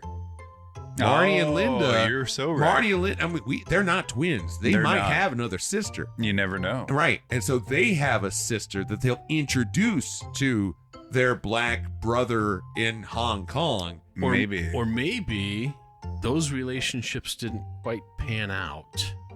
Or maybe there's a horrible car crash. And so they discover new love interests in Hong Kong. Maybe one of them is the nun. Oh my god, the nun! The nun shows Call back. back. Yes. Reunited. And It feels so good. I mean, couldn't the nun have technically been like 18? No, I don't know. Well, she's a teacher, Right. so I would think she still has to have some degree of education beyond high school. That's true. So But maybe the nun she got moved to Hong Kong. Yeah, maybe she got fleeing so the country. disgraced after She got the kicked out. controversy. She got kicked out, and then she moved to On the like Far East. in a soul-searching journey to discover herself. Maybe she is the kingpin of the Yakuza. Oh my goodness. Maybe she turned to Buddhism. Maybe. And then she took over the Yakuza. Yeah. By fronting as a Buddhist. Okay. So if we do that, so the Yakuza is a Japanese organized crime. So maybe this happens in So Tokyo. we're being really racially insensitive. Maybe it happens in Tokyo instead I don't of know. Hong I just Kong. heard that name from Grand Theft Auto. Okay. So how do we bring this all to a close? Everyone dies. Love it. except Arnold. He goes back to the island. Under a giant pile of rubber chickens. Oh. The entire, like, they're on a boat trying to escape and they blow up the boat, but he, like, everybody dies, but he flies across and then he lands in the water and he just floats back to the island he originally came from. And he wakes up on the shore and he's like, oh. Yeah, he's swimming, but it looks like a sea-doo racing through the water. He's got Flash Gordon right on his back. Space Sea-Doo. It's just Arnie. Oh, full circle, gentlemen. All the way back to the beginning. Yeah. I like it. All right. Let's print it.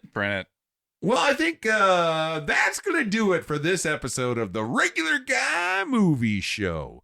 We navigated genetic experiments, cross-country road trips, a jet engine in a Cadillac trunk for reasons that remain questionable, and one of the most baffling sets of twins in movie history. If you enjoyed hanging out with us, make sure to follow, subscribe, leave a review, or just start walking around your local gym telling people you're the result of a top-secret genetic experiment and that all the bad stuff was given to your brother. Eventually, someone might know what the fuck you're talking about. If you want to keep the conversations going, hit us up on the socials and tell us what you think about twins. Did it hold up for you? Does the comedy still land? And most importantly, who is your Boddicker winner? We genuinely want to know, mostly so we can evaluate your answer with the cold efficiency of a 1980s genetic lab. Thanks for listening. Thanks for drinking along with us. And as always, be kind, rewind. The Regular Guy Movie Show, talking flicks. Here we go!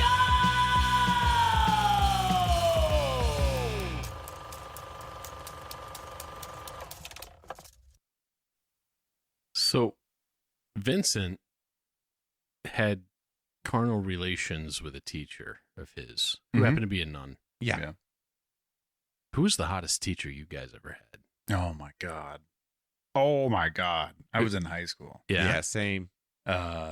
She was my English teacher. Her name was Miss Paschke. Yeah. Miss Paschke. She was like this kind of like, she was young, but she was like a hippie chick. Okay. She wore like these crazy skirts all the time, Mm-hmm. tight tops, short, like chopped blonde hair. Super hot. And I actually wanted to ask her out on a date.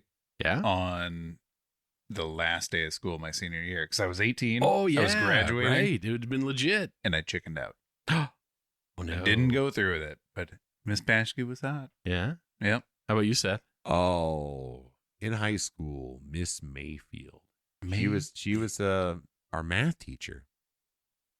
She was I think it was probably like her first teaching job out of college. Oh, so she was a youngin'. She was young, and she was hot, and she knew she was hot. Oh, yeah. Okay. And I'm pretty sure she knew that we knew she was hot, and seemed to really want us to make sure we knew that we knew that she was hot. Uh-huh. I don't know if any of that made sense, but she was hot. We she knew fucking that she knew it, knew and we knew and and she she knew. showed it off. Pushing the boundaries of what was acceptable for a teacher to wear back in the 90s. Oh, that's awesome, especially in high school. Oh Wow. my God. That's great. So many of my early impressions of what a woman was were based on Mrs. Mayfield. Or Miss Mayfield. I don't know if she's a Mrs. at any point, but Ms. Mayfield. Oh my God. Smoke show. Very cool. You? Mine was early in the game. Yeah. Yeah. My first love of my life was my fourth grade teacher, Mrs. Sheila Ballard. Damn. Fourth grade. I remember we had to write journals. We had to do a journal entry once a week. Was she a nun? No, she was not. and this is just, non-sexual. I was in fourth grade. I remember writing in my first journal entry, my teacher is really cute. Not knowing that she would read all of our journal entries. This is my private journal. Right. Yeah, so that was interesting. That was Miss Sheila Ballard. She forgot her lunch one day, and her husband came to school to drop it off for her, and it broke my heart. And you were like, "Fuck that guy." Yep, broke my heart. Piece of shit. It's my lady. Mrs. Ballard, did wherever you you plot are. his murder? Sitting there, right there in the class. I don't know whatever happened to her husband. But if anything, any ne'er-do-welling came about his way. Right. So the best way to do that is you bury them vertically, and then you put an endangered plant over the top, so they can't dig it up. Yeah? Yeah. That's smart. Mm-hmm. That's so smart. You've given no thought to this whatsoever. None whatsoever. No. Sheila, if you're out there, I still think of you. And if your husband met an untimely end, it was Brian. Don't come looking at me.